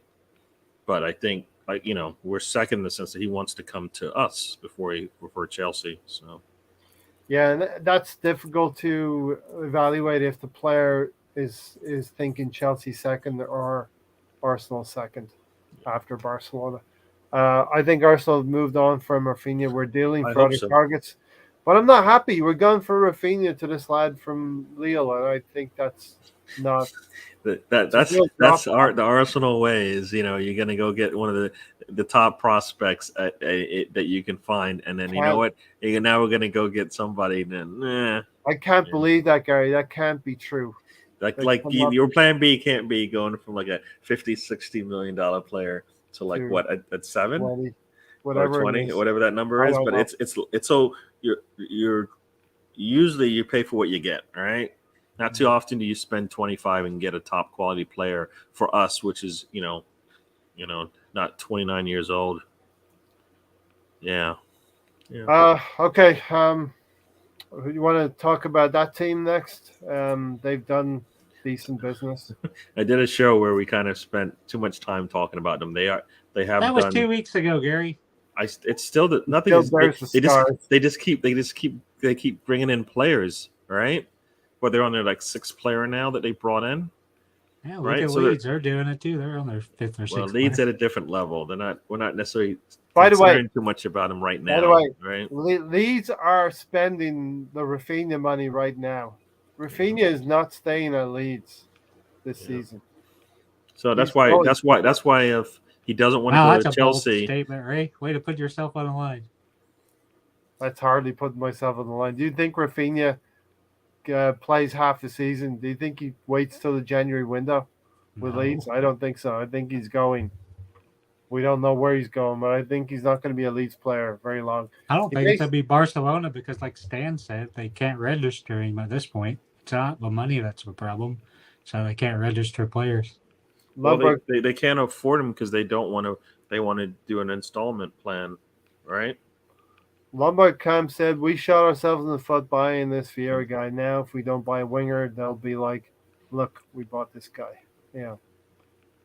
Listen. I think. Well, he's got to play. He has to play. We can't bring him in and then go. He doesn't fit. So hopefully that's what we got a player that he actually can play. He will. Or else there's no point. That's kind of my concern. We're even looking at another attacking midfielder. Why are we not looking at bringing two attacking midfielders when we already got? You just said we need central midfielders. Central, not attacking, numbnuts. There's a difference, right? Tielemans is a central midfielder. I'm not talking about Tielemans. Okay. All right. Tottenham. 1 minute, Gary. What do you think about Tottenham? Shit. There you go. Done. They're doing good business. They're doing. I think they've done some good business in terms of they have a reason people want to go play for them, right? They got two of the top players in the world on their squad, and they're just filling in some. They filled in. I think they filled in a hole with Bissouma, and then they've basically strengthened their squad as a whole with a lot of the other moves that they've made. So we talk about depth. We talk about bringing in players that are older. And they've done that, right? So they're bringing in some senior players to come in that can do a job.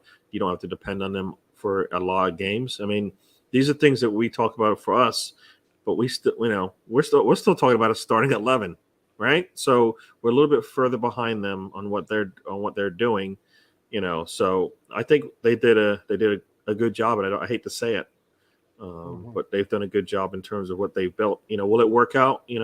We hope not, but they have done good. And if they, once again, if they stay healthy with what they have, right? They got. They'll be all right. We're building in a different way to them. They're building in an unsustainable way. We're building in a sustainable way. Well, I think they have to, right? The two top players aren't long for the league, right? No. Our top player is not even 21. Yeah. Yep. Lombard Camp said Rafinha and Bissouma should have been no-brainers for us to sign. BX going to drop an Erdegaard for Paqueta, who Spurs brought in to play in defense. They have a defensive midfielder now, and Bissouma is going to help them a little bit. Yep. But true, fair point. They are going to concede some goals. And, but they're going to score some goals too. I see a little bit more parity coming into the unsustainable. What are you talking about, right? And it won't last too long. It won't last. It's not going to be a dynasty. Maybe Arsenal's not going to be a dynasty as well, but we'll have our cycle. Yeah, they're going to concede some goals too. Is that what I was saying? Yeah. No, they will, but they can score. They probably be able to score a lot more goals too, right? I mean, if you're talking Bissouma is going to help them, and if you're talking Richarlison was going to help them in terms of like somebody coming off the bench to help them score. Hey, look at that, Mr. Tom. It's like, oh, did he just wake up? It's the Rafinha talk. We're still gassed about. It's because I turned my light off. As soon as I turned my light off, he woke up. Tom. You guys are on the same circuit. Yeah, I think so. It's just like It's like a toggle switch. You turn your light on. His dungeon Let's goes see off, what and happens. his Let's see dungeon if Tom disappears his now. Did your dungeon circuits connect? yeah the dungeon gets light now. So now Tom's going back to sleep. Oh no. Tom could be living in Oklahoma. No, it's the same. This is wiring from Okay. Oklahoma to All to right. It's just England. That's one all. really long tunnel, right? Yeah. Took a lot of work. Oh, I thought they were connected. Like They are. semi-detached houses connected. No, it's not. Common He doesn't store. live in America. You know where Mr. Tom lives. Come on. I was just having fun. See, his lights just came on. He's going back to sleep. Now he'll wake up in a little bit. All right. So yeah, listen, that's that team. Chelsea. What's going to happen with Chelsea? Let's predict it all, Gary. If they're going to get Sterling. Who else did they just pick up? Ronaldo, maybe. You think that happens? Who have they picked up though? It was Sterling and then somebody else, right? They're possibly going to get the licked Okay. at the back. On the back. Yeah. No. Good players. I think they're going to have some holes all around because of a lot of players leaving, so they might not have the depth that they've had. Not that the depth has really helped them. I mean, they're going to. I think they'll struggle, but Tuchel probably might get something out of them still to compete. Mm-hmm. They might get stretched and then get knocked out of some of these club matches, but what do you? They're finishing in the top 4, Gary. Move on. It's very possible he's right that maybe Sir Tottenham will be the third place team and they'll be fourth. Very difficult to predict, but I do think, looking at it right now, if we improve, if we fill those holes that we need to, we can compete with Chelsea and Tottenham for that top 4. Yeah. I'm happy for Calvin, says Mr. Tom. He deserves his shot to win things. Yeah. And he will win something next season. I see City being as good as last season, maybe not getting the same amount of points. I actually think Liverpool will struggle slightly. I think they've hedged their development for a big card with Darwin Núñez. Yeah, you're worried about their midfield and not worried about ours for whatever reason. I'm just looking at the landscape. You need to look at your own landscape first. Why, Tony, do you think Liverpool's going to struggle? I didn't say Liverpool was a struggle. I said we were just talking about Liverpool. That's what I thought you brought up. I think they may struggle. He thinks they're not struggle because of their not midfield. Struggle. I don't think they're going to get as many points as last season. They're going to lose more than 2 games. Ray's very concerned about their midfield. Keep up, Gary. No, what I want to see, Tony, is Arsenal bridging the gap to Liverpool and City. How are we to bridge the gap when we haven't filled our holes? By being better. That's how we're going to do That it. By signing that is a terrible. That's a terrible answer to the question. By being better, what? It's a Tony answer. Our striker can score more goals than 12 goals, which is the combined, I think, from all of our strikers last season. Yeah, if he gets over 10, then that's a bonus for us based on where we've been. So I'll start with that one, Tony. The trick is, that was 3 players as opposed to 1. So that's why we need depth. Mr. Thompson, Leeds are in the market for a striker. I wonder which name will pull out of Nketiah is available. $4 million. And you have to pay him $100,000 a week, though. They got money. We're feeding money. They got it now. They got it. Yeah. Lombard Cam said, imagine choosing Arteta over Carlo. Carlo, why do we handicap ourselves? Conte, I think that meant to say. No, I thought Carlo.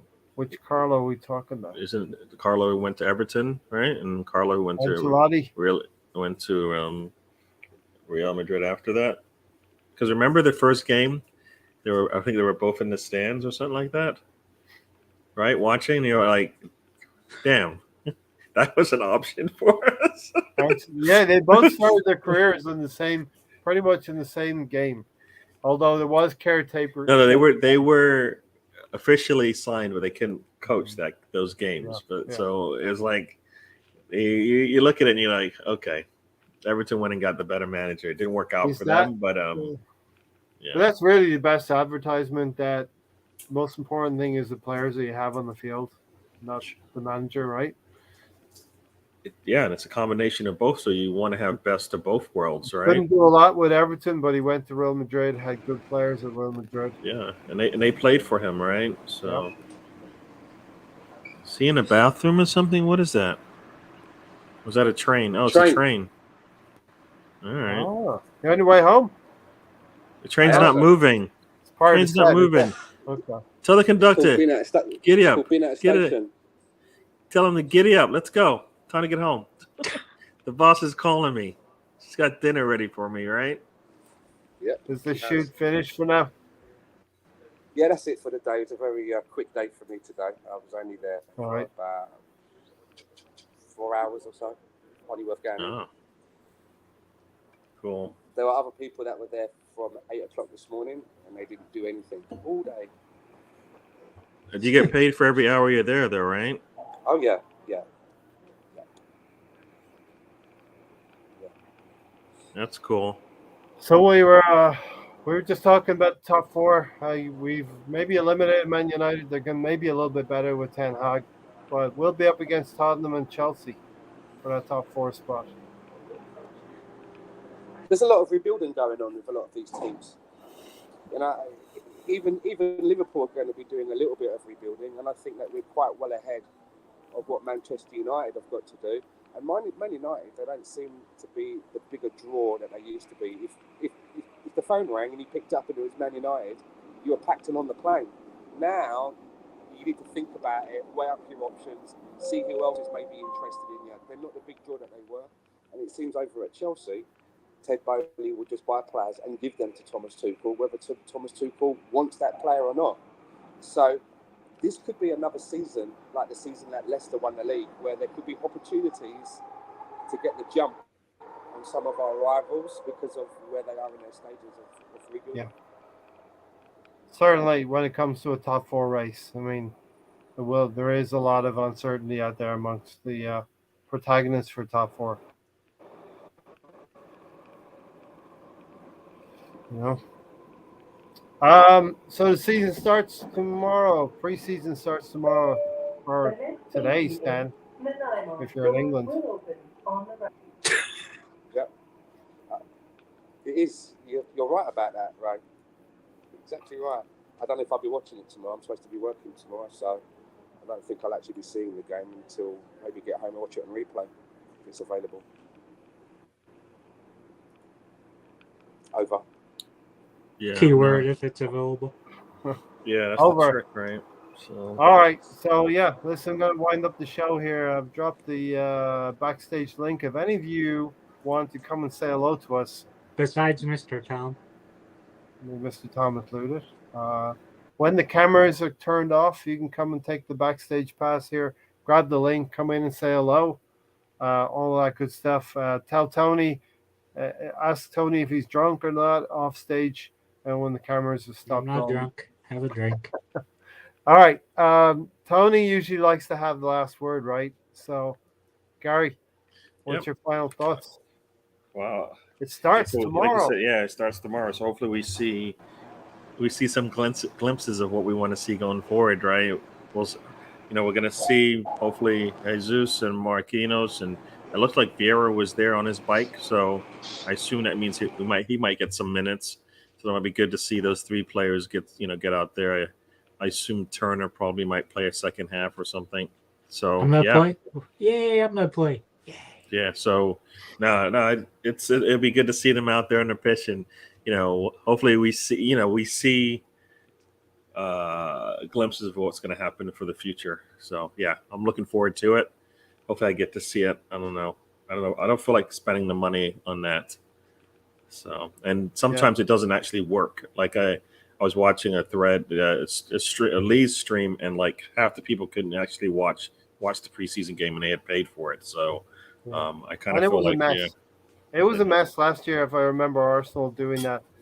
Ray Anderson, we have to tell Tony to say over because he keeps going, and I don't know where the end is. So yeah, Tony's going to get the last word here tonight. Stan, last word, Stan. Listen, it was great having you join us, even though earlier in the pod the interference was frustrating. And no volume either. 56 case. He's moving. Well, no, he's moving. His Yeah. train's moving. Ay, ay, ay, ay. Ay, ay, ay, ay. Oh, we can't hear you, buddy. Hey, buddy. All Good right, try, Stan. Tony. Give us some words of wisdom, Tony, that you never had for the last 2 hours. I have plenty of words of Two, wisdom. 2 hours. I've been waiting. How long have I known you, Tony? Hey, No, we you like just- my we just- final thoughts the other day. We just Stan, if you can just shout out if you can. You do all right, Tony. You do all right. Why doesn't Ray ever have his final thoughts? That's what I don't get. You have to have thoughts. Oh, that's it. You forgot the key ingredients to this whole thing. Ouch, that hurt. It's not free. I think it's like 8 pounds or something like that. Yeah. No, I just Not kid. free. I kid. There are some things between my ears. Oh, no, definitely there's something there. You're right about that. There's something there. Oh, Gary. Tony, Say, we're here. We're here for you, Tony. Let's see. We're at preseason. We see good players. We see good things happen, but it seems like it never translates into a season. It's nice to see these players. You think some of them are more talented than they are. But I want to see action in the window. I think we have plenty of holes to fill. But instead, we're chasing another attacking midfielder. I don't know why we're doing that. Yeah, Vieira. Now let's go after Savic. It doesn't make any sense. Let's go after another cam. We're after forward. No, we're after Savic, which is a attacking midfielder. Okay. oh, I believe he's a good Okay. player. So maybe they're So just, we need four cams and not worry about the central midfield or fullbacks or striker. you are correct. We'll just go by mass. We'll just put it out 6 attacking midfielders. It's not a bad thing to have backups, but yeah. Mr. Tom is not Mr. coming. See what Tom you is did. out. See what Thanks you did for there, joining, Tony. He Mr. doesn't Tom. even want to join us. But Thanks, anyway, Tony. people need to take care of their health and stuff like that. Yesterday, I got 2 injections in the eyes. Today, I got 2 in the hands. Got to start chemo medicine for my autoimmune diseases. Might have to have surgery on my shoulder. So, take care of yourself. There's plenty of other things out there besides football. Think about yourself. Think about your family. If people are like putting off things in their health, make sure they go. Especially in Europe where healthcare is more affordable, easy to get than it is here. But there's much more in the world than football. And enjoy the day. Yeah. Definitely. SMS. We're getting a lot of SMS text messages coming across. People are talking about SMS. It is, it is that player Savage. But listen, Ray Anderson asking if it's free. No, $5.99. But our content is free, so glad to have you here. Glad to have you here, Gary, Tony, Stan as well, and we're out of here until the next one. Preseason. The season starts tomorrow or today. See ya, and we're out. Say good night, Tony. Good night. Arsenal.